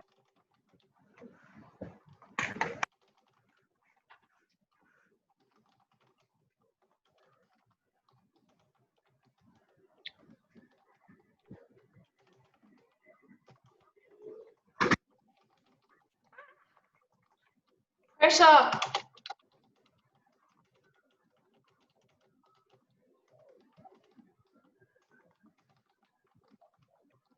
Then what? So normal email setup. What do I do? Notice how I've spaced this out too. So you should, as part of, like if I was going to teach you how to write a proper email, I would say hi Brad, comma, enter, enter, paragraph, enter, enter, link, enter, enter. So hi Brad, enter, enter. Here's those sentence, end of that, enter, enter. Got too much space there, so backspace. There's the link, next link, after this, enter, enter. And then what do I put? Sign off. Sign off. Kind regards, or cheers, or, you know, whatever your protocol is. And then what? In And I might have, I don't know if you do, if you send me an email, does it have a digital signature at the bottom? So digital signature is where it's automatically set up to go Tricia Pye, lead, digital, blah, blah, blah. Then our address, etc., etc. Yeah? Does that make sense? So your organisation, so the DPI would set up all this part here for you. So you literally only need to type to there, and that bit there's all done beautifully for you. Have you got that? Yeah. Yeah. Cool. All right. Now, if we don't want anybody to get a hold of this and we've put in a password, which we'd never put in an email, or we've put in an account number or something like that, notice this option there that's got encrypt. Have you used that before? No. Okay. Did you hear about Zoom getting into a bit of strife a couple of months ago? Yeah. And the reason they got into a little bit of strife is because they didn't have high enough security for the government agencies to use. So what they actually did was brought out a new version of Zoom that is encrypted. Anybody know what that means? Scrambling the message. Right, it scrambles it. Very good. So what happens if I tell it to encrypt it? It actually will send it so it's all scrambled. So it sends in hi Brad, but it might go until it reaches Brad. Then it comes out again, hi Brad. So when you're looking at something that is encrypted, it's scrambled.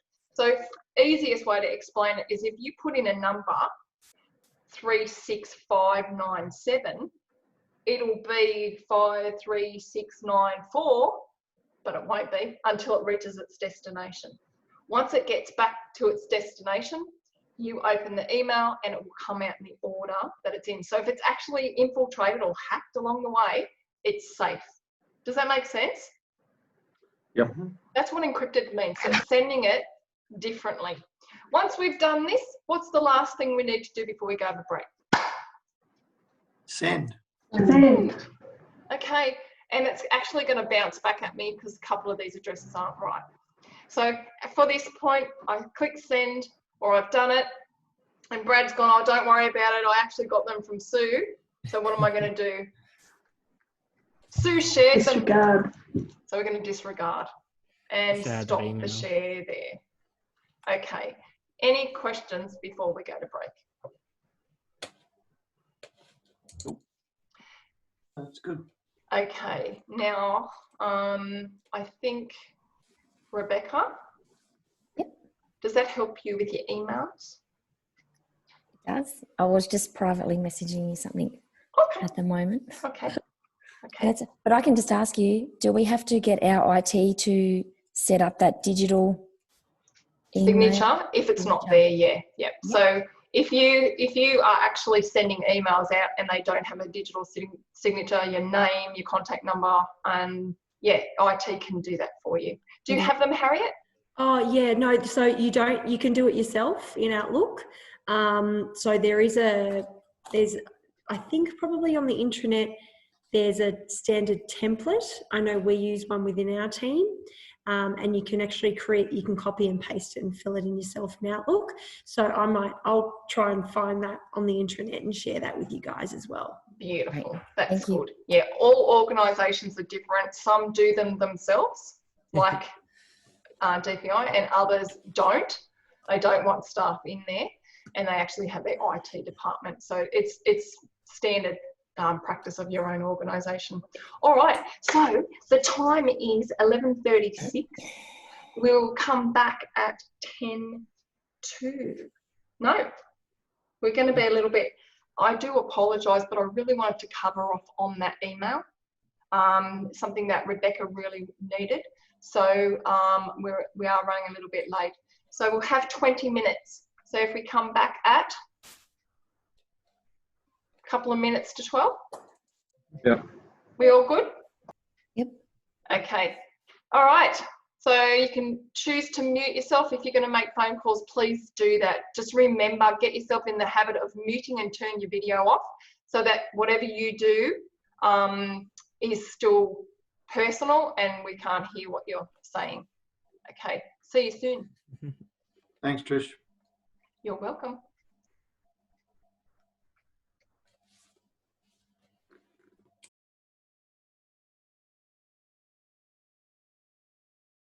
Signatures. There used to be a guideline document on there. It doesn't seem to be there anywhere. So I've emailed our comms team about that. David, do you have an email signature set up, or do you have a standard template that you guys use in BFS? Yeah, those of us that have got a standard signature line have followed the template, so we can actually handle that with Rebecca internally. Yeah, we can set if you can just, because you can share yours and then you just do it through Outlook settings. Even you can use Google to help you. If you say, Google how to set up email signature in Outlook, you'll be able to find some step-by-step instructions. But if I can get them to provide some branded guidelines for DPI, then I'll share them. Okay. Yeah. We'll deal with that offline. So what was that? Sorry? We've lost Larry, I believe. Yeah, Larry's gone out. Okay, no worries. So everybody else here still? Yep. Still and present. Stuart, are you still there? He's coming. Okay. We'll deal with Rebecca's needs offline, so we don't take any more. I was just going to say, anything that's outside of the session, Harriet, if you could follow up on that. I've also popped a link to SurveyMonkey for you, Harriet, in the chat. It is available for everybody. You can literally just click on that. It will open up in the background, and Be Connected and Good Things Foundation have asked if you could complete that at the end.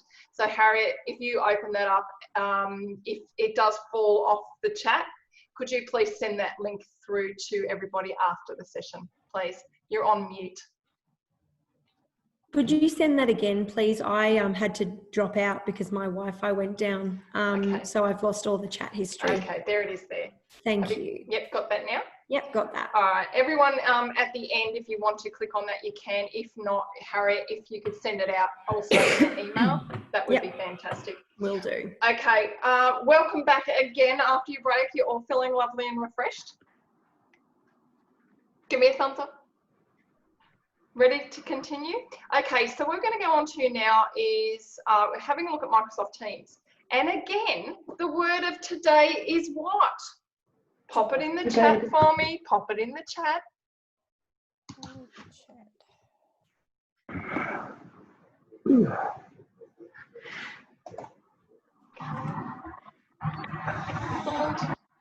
Great, Jackie. Great, Rebecca.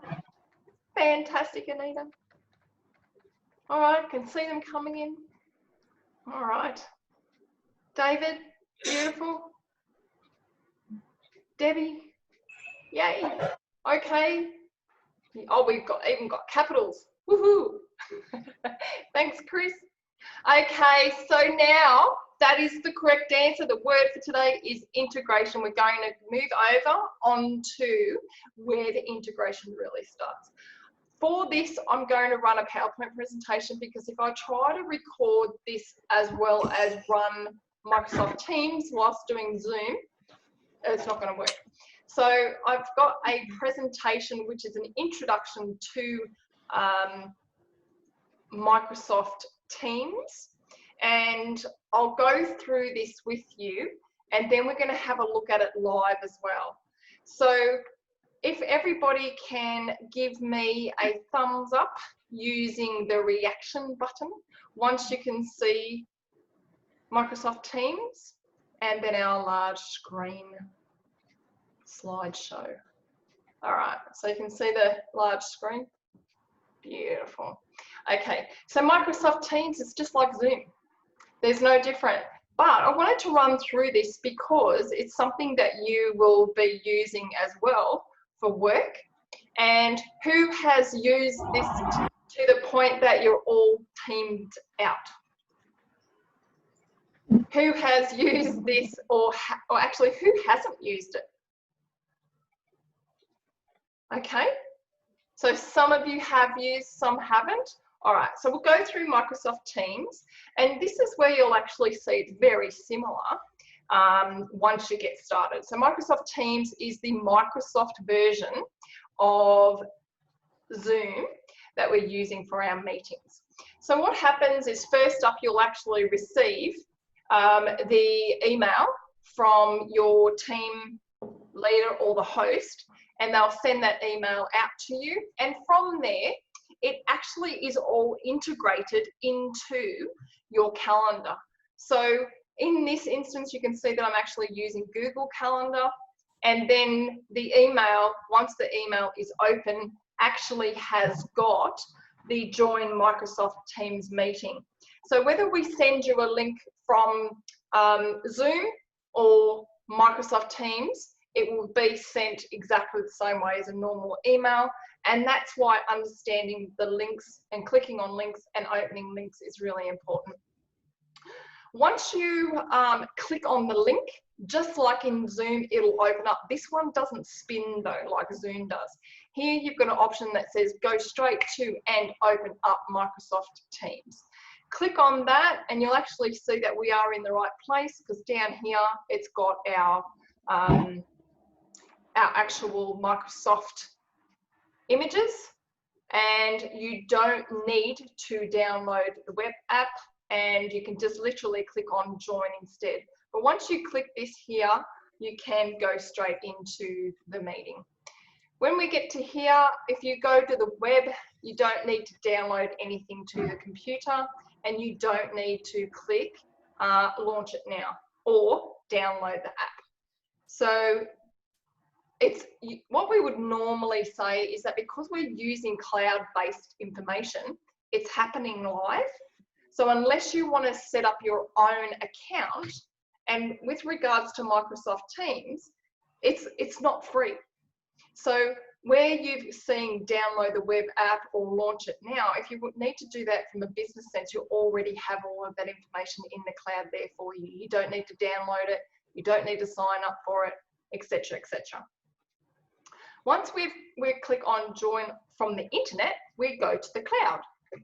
And from the cloud, what we're seeing is like Zoom, whereas Zoom didn't ask you up front to put your name in, I got you to do that afterwards. This does it the other way around. So you can go through, it's got your audio and video settings. Normally, from my point of view as the host or the trainer, we actually disable some of the functions. So we disable password so that our students can get in easier. Zoom has an inbuilt password for all meetings that needs to be set up for, or it actually is what we call a default setting. We don't use that, we actually take it off so that it's easier to get people connected. So the other thing that we do also set up is the audio and video settings so that it uses the camera and the video from the device you've got. All you need to do is turn it on and off, and that's what I've got you to do, where you're actually turning your audio on, you're turning your video on and off so that you know how to do it. With Teams, it's similar, but you've actually got little sliders. So you literally click on the slider and drag it until it goes blue. So you can see that the video there is out and the audio is on or the sound is on. Whereas with Zoom, it's a click and you get the little red line like there.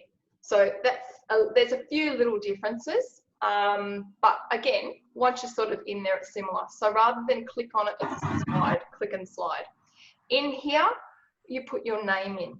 So this one asks you up front to put your name in, click in enter name, so you can either put your full name in or just your first name, so that the people in the meeting know who they're talking to. If you're running the meeting yourself, you may need to also edit your own name when you're setting up a meeting. Okay, this is their, I guess, waiting room.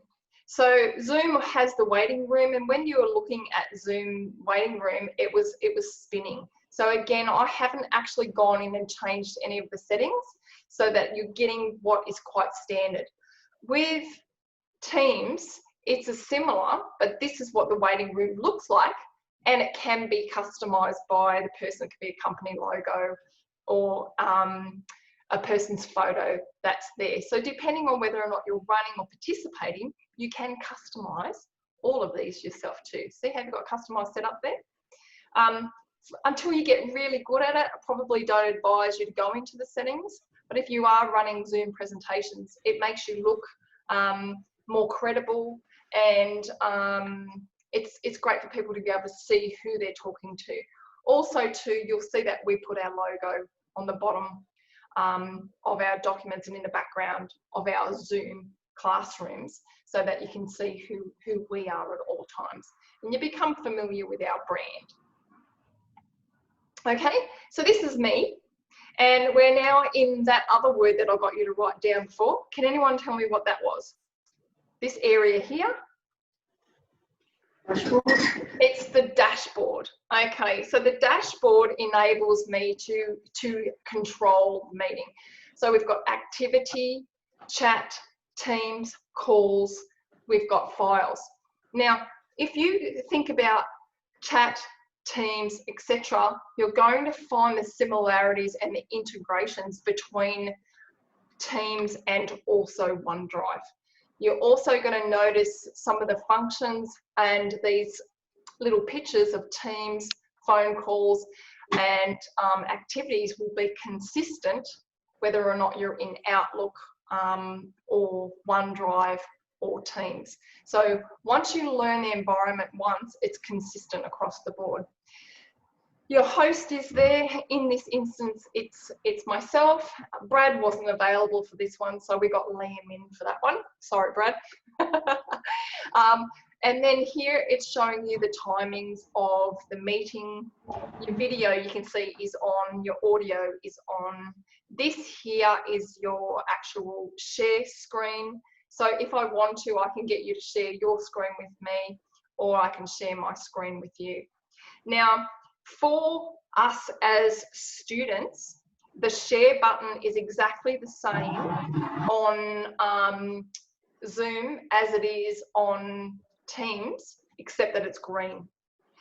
The reason we ask you to really be aware of the share option is because if you are having difficulty and you can't follow what's happening, the host or the trainer can say, okay, share your screen with me and I can guide you.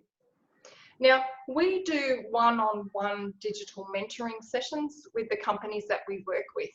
We actually do one-on-one digital mentoring sessions with mentors that we also train.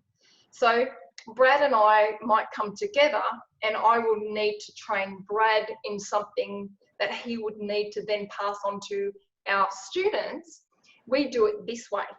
So if Brad's not really sure of something, he can actually share his screen with me and I can say, see that button on the right, click on that. Or I can share my screen and he can follow what I'm doing. So it literally means we can share and see each other's screens, which helps us to troubleshoot any issues. So your IT team might say to you, take a screenshot. You can say, well, why don't we just get together on Teams and I can show you what's happening rather than take a screenshot. Does that make sense? Yeah? So literally in this instance, by using Teams, it enables us to see in real time, so live, what actually is happening, rather than take a screenshot and then hope to fix it later after going through so many different layers of what could happen. When we're sharing screens immediately, we're seeing exactly what's happening on the person's screen at that time. So for you as a user or a student, it's really beneficial to you to be able to get to troubleshoot straight up. So that is really important. Okay, what's this one? There's more. But wait, there's more. Okay, so once you click on that one, it actually brings up a menu, and from there you can go in and turn your audio up or down. You can choose a different video camera. So it's just virtually going into settings and being able to change the settings for that particular meeting that you're running. And you could make the background a different color, add a photo, etc., etc. So there's many things. This one here is the chat option from Teams. So where we used chat previously in Zoom, the chat option there is the same, slightly different, but same sort of button. Then we've got this one here, which shows how many participants are in that meeting. And there can be anywhere between 2 participants or 100 participants, depending on how the meeting has been set up. This one here will end the meeting. But what you're seeing on this is slightly different to Zoom, whereas with Zoom, I can see everyone. With Teams, if you've got 10 people, you can see 10 people. If you've got 15 people, you can only see 10 people. If you've got 100 people, you can only see 10 people. So Teams doesn't allow you the flexibility to be able to see all students. We've had over 50 people, we had 51 people on a Zoom meeting a couple of months ago, and I could see every single one of them, they could interact. Teams is slightly different, where you've got a limit of 10. And you can still have more people on the meeting, but you can only see 10 at a time. And then down in the right-hand corner, you'll actually see who's speaking each time. So it'll actually switch between the users. Has anyone got any questions about that so far? No, clear as mud? Yep, again. Okay, love it.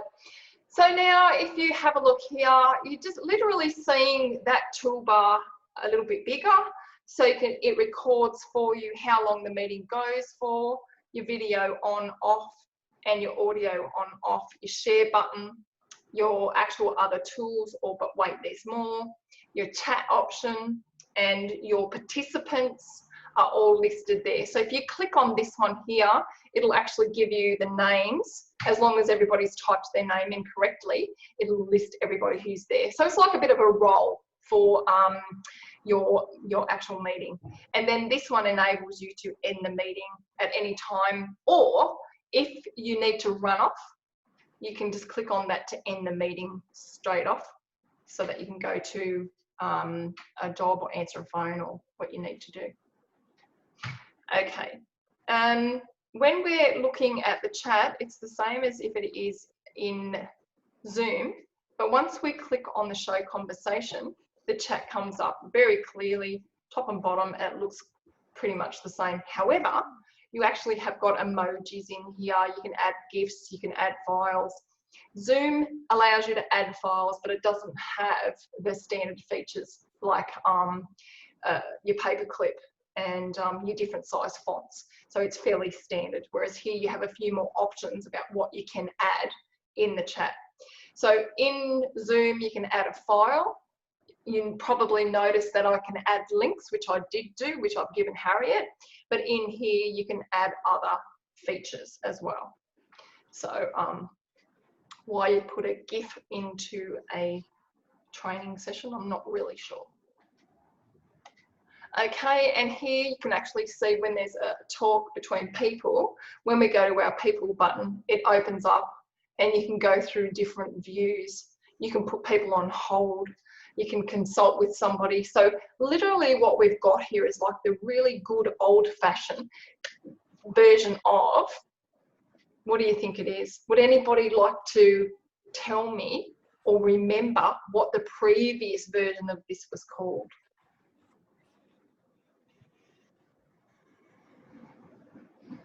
go really old school. Any ideas? If we wanted to transfer someone or put them on hold.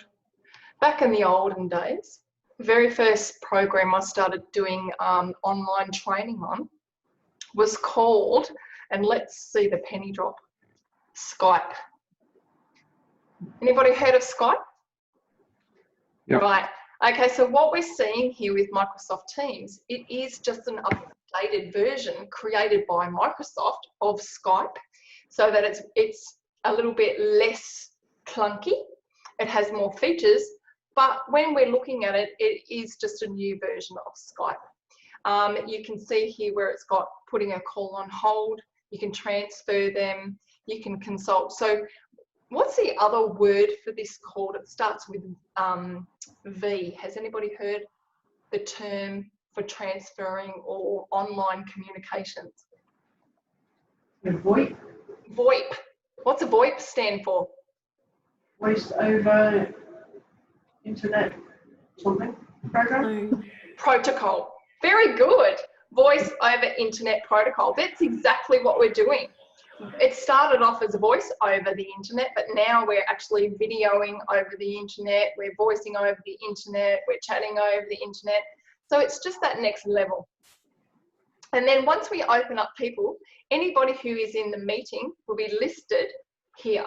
So that's what I'm seeing on my screen whenever I'm talking to you, if I'm using Zoom, or if I'm using Skype, if I'm using Teams. So if you've got 10 people in there, you'll actually see them all come up on the side there, which is great because you can interact with them individually or as a group. Once we've gone through our session and we're ready to go, again, anytime you can just go to hang up and you click hang up and you come to the end of the meeting. Why do they call them meetings?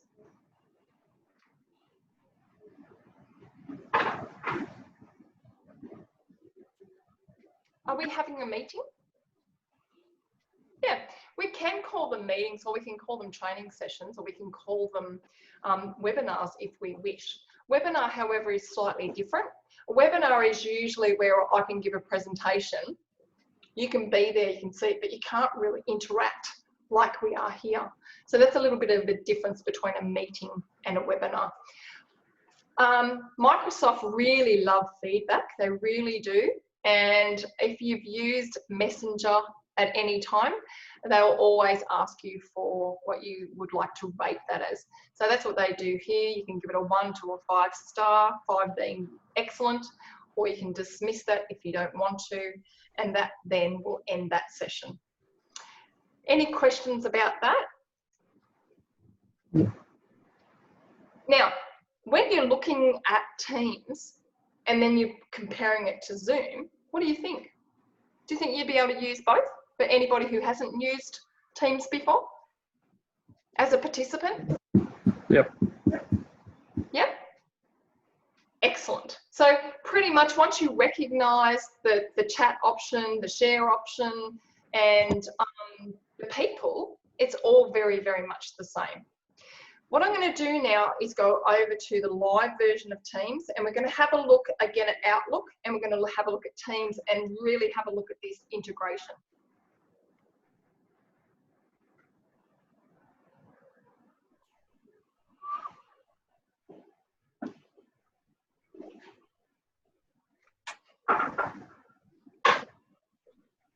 And that should be coming now.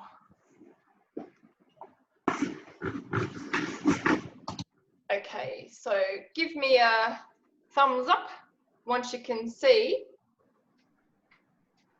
the email system. You can see Outlook. Great. Good.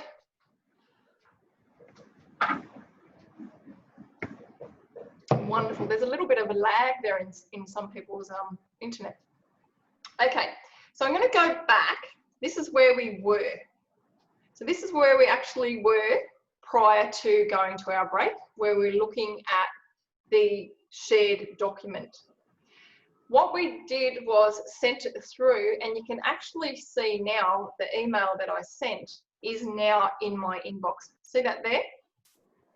Once I click on that, it opens an email like it normally would open an email that has been sent through Outlook. What have we got here that looks a little different?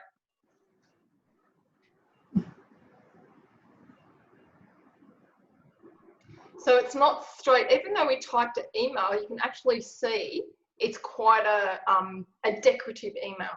And it's actually saying, Trish Pye shared a file with you. Hi Trish, that's everything that I typed in our message. And it's got the link here. So the link comes up as a block rather than a blue link. What you can do is click on that to open it, or click here to open. And once we do that, it's now accessing my cloud and to the files in there, and it will open those cloud files.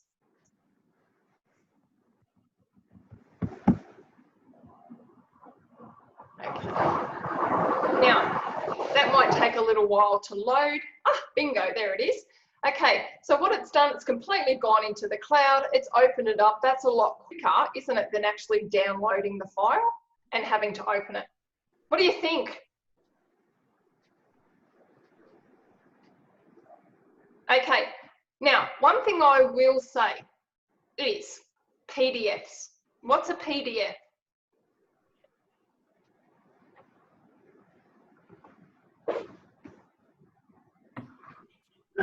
It's a document that you can't change unless you've got a PDF writer or reader. Okay, this document here is a PDF. So if I go back to here and I go on the back button, you'll actually see that it is a PDF. So see this icon here? That is the icon that actually represents that the document is a PDF. PDF stands for Portable Document File. When you're in Microsoft Word, see this one here, Digital Devices, PDF, PDF. So when I hold the mouse on them, you can see that they are PDF files. They're created by or recognised by a company called Adobe that have created a document format that is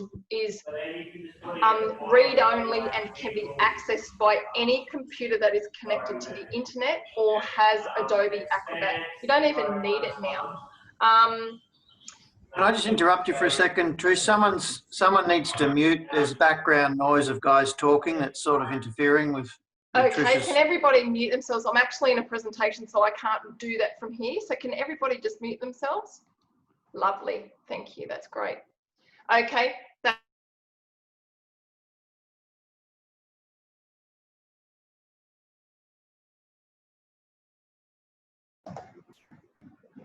Trish, now you're on mute. I didn't mute me. I don't know how that happened. I didn't mute me. I muted everyone. My bad. Oh, you muted me. Thanks, Brad. Okay, can everybody hear me now? Awesome, good. All right, so understanding PDFs is all of these documents are documents that I'm sharing. I can't guarantee that everybody that I interact with in a classroom, every student, every client, every customer, every business person has access to the same software I do. For example, Harriet, you were saying prior to this you were using Google Documents. If I created these documents as a Word file, which I do, and I sent them to you as a Word file, you wouldn't be able to open them. So what we do is when we go into Microsoft Word, we create the document as normal, or if we do it in Google Docs, we create the document as normal, but then we save it and store it as a PDF. Okay, so that's something that's really important when you're sending information out to people outside the organisation who doesn't have access to the same software, is to make sure that you create a PDF file to do that. And the way you do it in Word, it's really easy. You go File, Save, and it will have a section that asks you to save as. Directly below it, it will say Microsoft Word file. There's a down arrow, you click on that. Quite happy to go through this at some point if you need more on it, but you just click on the down arrow, select PDF, click Save, and it will save it as a PDF file. It's that simple. So did anybody know that? Yes, most of you didn't know? Yeah. So you can save a normal Word file as a PDF without having any other software. It does it. It's inbuilt. It's integrated into the software. So file, save, name the file. There's a file type underneath. It will say Microsoft Word. Click on the down arrow, choose PDF. Click PDF, click save like you would normally save any document. If you don't know anything about word processing and you need that, well then I would consider that that would be something that you might want to follow on with from this. But we are seeing PDFs in use every single day, and that's why everything that I have in here is a PDF, because I only share PDF files because I know that anybody will be able to open them. Even if somebody doesn't have Adobe, it doesn't matter. It will actually open it in either Google or it will open it in Microsoft Edge. It's already built in, it's integrated into those browsers, the websites, and it will automatically open it there. So that's a guaranteed person at the other end will be able to access it. Does that make sense? Cool. Okay, so going back to here, where we've got new, upload, share, copy, all those sorts of things. What we can do is, I just want to have a look. If you're using Microsoft Outlook and you want to send a new message, it's really good to get your head around the menu. So you've got the apps button, you've got delete, you've got search, you've got archive. So if we want to search for something in there, and we want to search for IT space, once we click on IT and search, if there was something in there that has the word it in it, it will actually come up in the list. So if we want to put in student and press enter, it will list and filter through all of our emails that contain the word student. So filtering and searching are the same thing. So if I clear student, it will return everything back to normal. If I want to create a new message, I click on new message. If I'm in Google Drive, or sorry, if I'm in Google Drive, OneDrive, or any other type of drive like that, and I want to create a new something, always look for the word new. However, if you're on a mobile or a smartphone, it might not say the word new, but it will have a plus sign. So see how the plus sign is here? On an actual phone app, the plus sign can mean new, especially if you're using Google Gmail. It definitely has a plus sign and it's coloured. So here, if we click on new, it'll say, what do you want? A new folder, a new Word document, a new Excel workbook, a new PowerPoint presentation, a new link, or this or that. If I want to create a new folder, I click on new folder, and then I give my new folder a name. So I'm going to put digital literacy, and click create. What it does is drops in a new folder into our OneDrive, and it's called digital literacy. There it is there. So for anybody who has done any filing in either Google Drive, Word, or my documents, it's exactly the same. So how did I do that? So if we want to create a new folder, what did we do? New. Okay, new, choose what we want, folder, type in a name,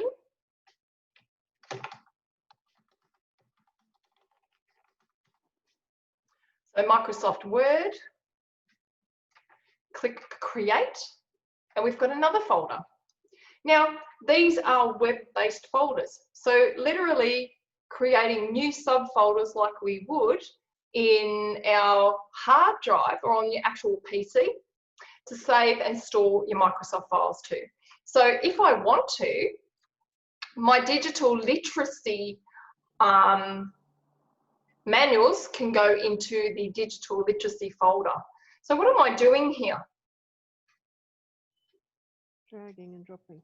Right, so I don't need to click the tick. All I need to do is move on to the one that I want to move, click and hold and drag it up until it goes blue around the outside and it says move one file and drop it.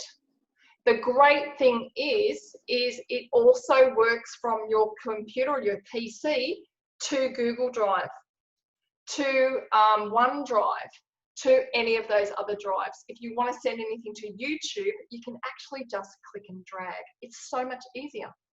So if I want to upload it, I can do it that way. Or if I'm actually on my desktop screen, all I need to do is click and drag a folder from my desktop screen. So if I go to, actually I'll go to File Manager and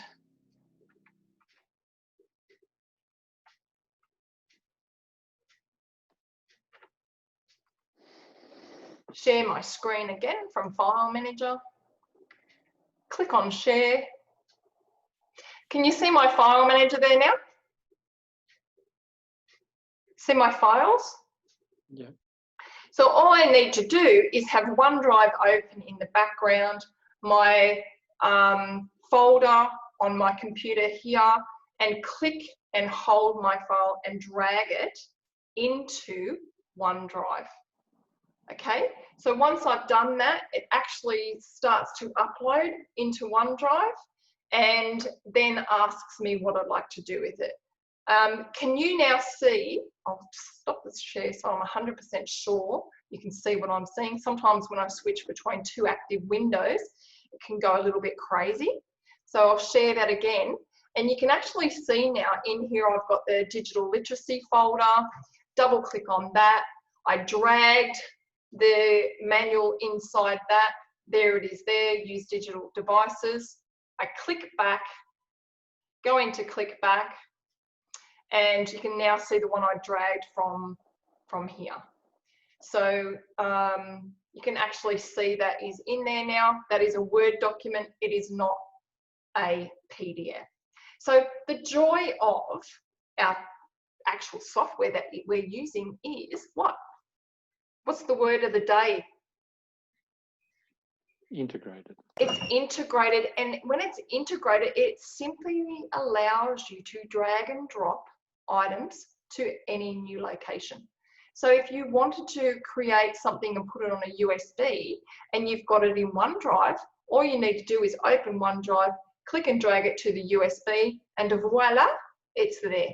Really quick, simple way. Otherwise, the other way is what we did before our break, where you create a link and you can share that link with anybody. Has anybody got any questions about that one? Are you all using that sort of file management on a general day-to-day, or has that helped? Generally. Yep. Okay, so there's no difference in running file management on your PC as opposed to in the cloud. So once you create it, it's the same. The other thing too, if you are creating a backup from your computer to OneDrive, you won't need to do the folders, it will do it automatically. But that's what needs to be sure, is that your IT department is setting up your OneDrives from your computer. So when we now, I'll go back to here and share this. So you would have seen this last week. So when I go and share the hard drive this time rather than the OneDrive, you can actually see that I downloaded using that pinning function, the OneDrive here. Okay, so that is my OneDrive that I'm using for this computer and I don't need to go and drag things in there. Why? Saving it. Okay, because it's actually set up to do that automatically. So at 2 o'clock in the morning, every morning, it will actually do that by itself. Now, I could set it up to just copy everything directly from the computer to OneDrive, but I don't. The reason is because we are recording video, then we've got another video, then we're uploading those videos to YouTube. It takes up too much of our internet bandwidth. So we do back everything up, but it's not until 2 o'clock in the morning, because you think about it, how much space running live stream classes, plus backing up to YouTube, plus backing up to OneDrive all at the same time, it can't cope. Any questions? No. Okay, so that would be something that your IT department will do. And as you get more and more into the swing of using OneDrive, you'll actually see that, and it will tell you when it's backing up. If it doesn't, it's probably automatically doing it overnight. But it is something that you do need to know where your information's going, because the last thing you want to for it to happen is for it to be lost. So it does need to make sure that it is backing up to a drive, whether it's a central drive or whether it's your own on the web OneDrive. Okay, back to here again.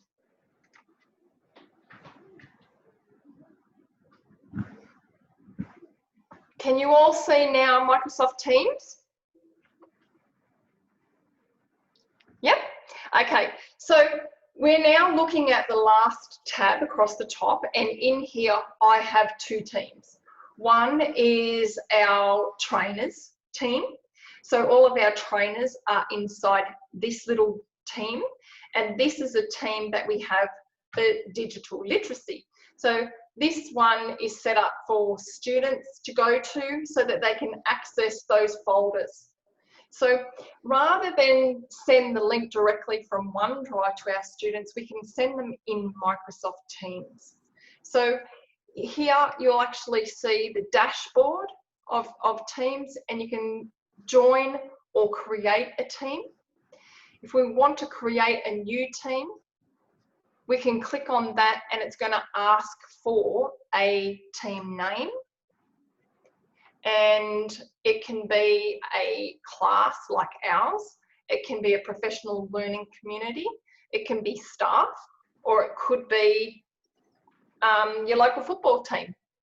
So it could be a family. Here we're going to click on staff. Just on that, Trish, at DPI, only IT can set up a new team. So if you are wanting to set up a new team in Microsoft Teams, you'll have to log a request in CS Connect. Okay.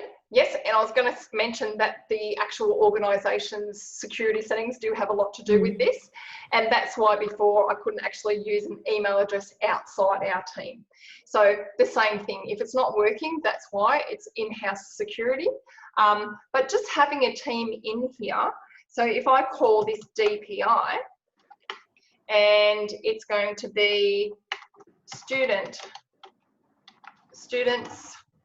present and next, it will create the team, as long as you've got permission. So can you tell me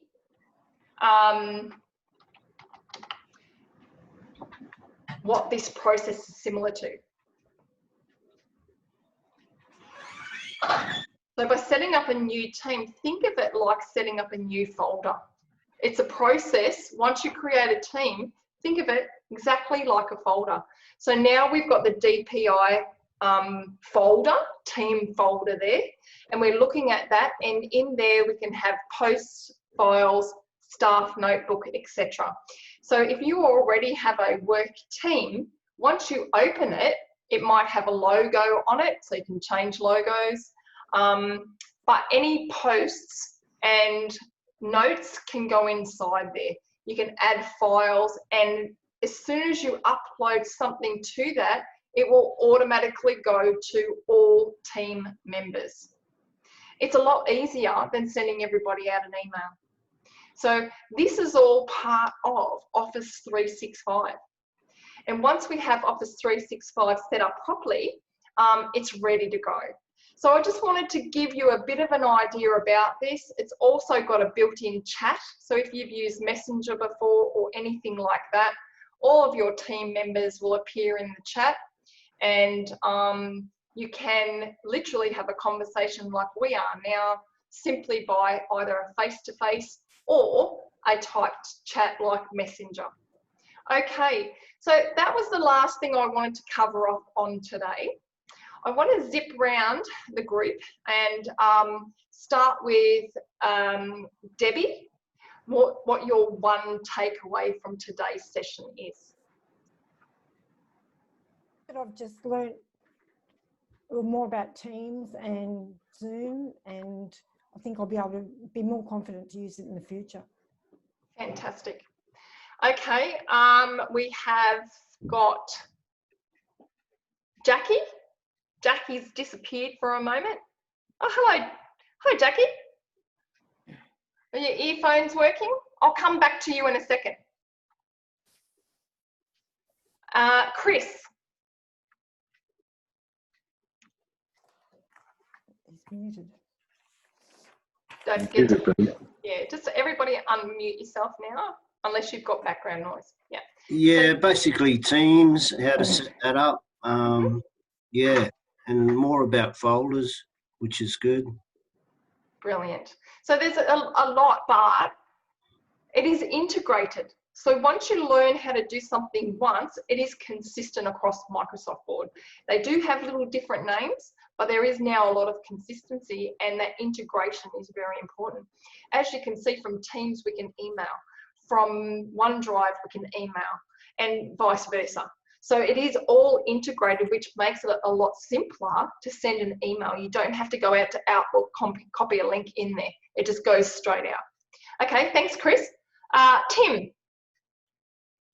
Yeah, no, that was all good. Today probably would have been, and integrated would have been the right word to use, because don't be scared to go anywhere, because basically once you get there, it's practically the same thing that you're doing anyhow. Yeah, yeah, that's correct. Great comment. Thanks, Tim. Okay, Jackie. What was the question? What's your one takeaway from today's session? Something that you've learned, or a challenge, or yeah, the way it all works together, the way it's all interlocked. Yeah, a little bit over my head at the moment, but yeah, the way it all links together. Think of it like your file manager, and then once you learn how to actually file things on a normal computer, using the cloud is the same. So exactly what Tim said, once you learn how to do it once, you actually then can go out and do it on things.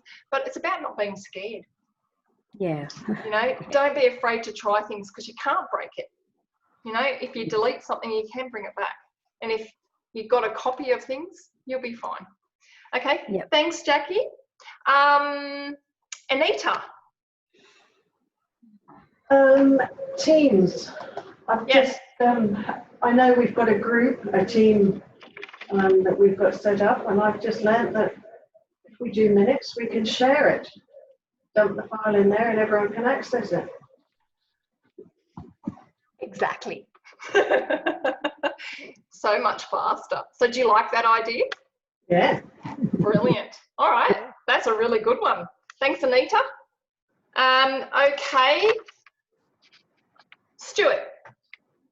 Oh, man, so much easier to share things. Sorry? So much easier to share things. So much easier to share things. Yes, it is. And that's all part of that integration. And I think actually understanding the word integration makes a big difference. Thanks, Stuart. Okay, Rebecca. Yeah, I really liked the Teams as well. I've used it, but only with a chat when I was getting help. So I didn't really know that you could like do your screenshot like let them view it in real time. I thought it was just a chat thing. So knowing all the functions of that was really good. Usually they're hidden, aren't they? And yeah. It's not until you actually uncover them. Yeah, because I thought it was just a chat thing. Okay, great. Yeah, there's so many features. Yeah, and also that I need to let my daughter's high school know that they need to blind CC everybody in, because every time I get a message off them, it's got every parent's email in it. Yeah, that's bad. They can be fined $400,000 for that. Yeah, I'm just going to ring them up after this. Yeah, because every time I get an email off them, it's got 100 parents' email addresses. Okay. It's not really my thing, but yeah, I didn't know that. I didn't know. All right, well, that's a good one. So let them know. That's good. What we don't know until we do. Absolutely. Okay, yep, share. Definitely share. Okay, David. What's your one takeaway from today? Yeah, I think the biggest takeaway for me is probably two, actually. One would be just a better grasp on OneDrive as a tool and some of the possibilities there for our team. And then the other is probably that there are tools that we already have that we can use more effectively if we can access some of that additional functionality. And you've sort of opened the door a bit for us there, and when we need to sort of, jump through and explore using it. I always say that I was a door person in my last life.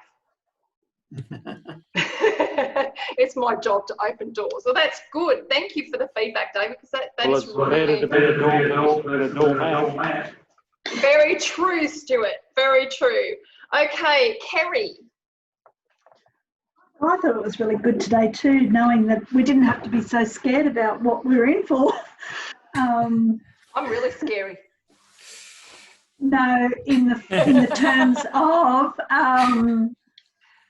sharing it and integration with the G drives across to OneDrive. Yeah, it's all going to work. Yes. So it was really good. Yeah, just understanding, I think, that integration, and you can't break it. It's just being a little bit more aware of what it can do, just to give you the confidence to go in and have a bit of a play. And right mouse click, guys. Wherever you are, try the right mouse click, because the right mouse click will give you more options, and it helps you to drive Windows, all of your cloud tools, all of your software, right mouse click. So grab your mouse and click right, not left, right, and it gives you pop-ups. So very heavily driven by the right mouse button. Okay, Harriet. Hello. How'd you go? Yeah, great. Look, I thought today I actually learned a lot today. I think it was a lot of stuff that just is sort of inherently there, but kind of today put a bit more substance around it. So I actually understand what's underpinning everything that we're using. I also didn't know about the law about sending it to more than 10 people. And needing to use blind CC, and I have certainly done that by accident before, so I will be very, very mindful of that in future. Yeah, it's something that we're not taught unless it's specifically a digital literacy course, and it's something that everybody needs. And if it's 2 or more, not 10 or more. Oh, 2 or more. Oh, 2 or more. Okay. Yep. So 2 or more, we must make sure we use BCC. Blind complementary copy. Can I just ask a question? Yeah.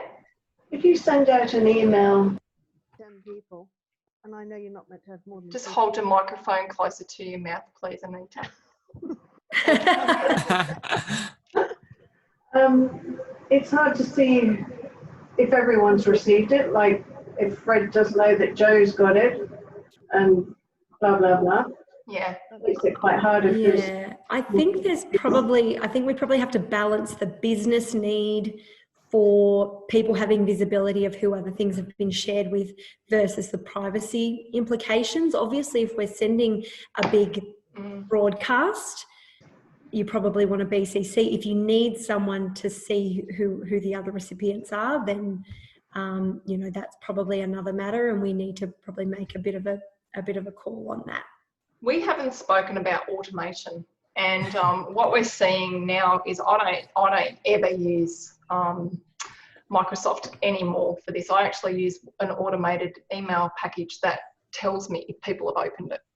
You can also in Outlook use a read receipt so that you know that you've got people, as soon as they open it, it emails you back to tell you. So you've got that there as the functionality of Outlook.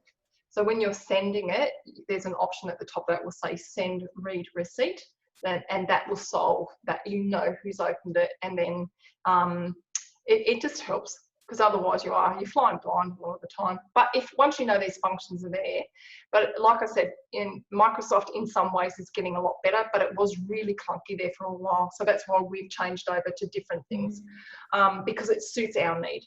But look, Microsoft is great. I have used it, as you can see, I still use PowerPoint very heavily, hopefully not too heavily. But yeah, it's just learning what they can do, and then, you know, keeping in touch with each other to learn more. And it's a learning journey that continues pretty much forever.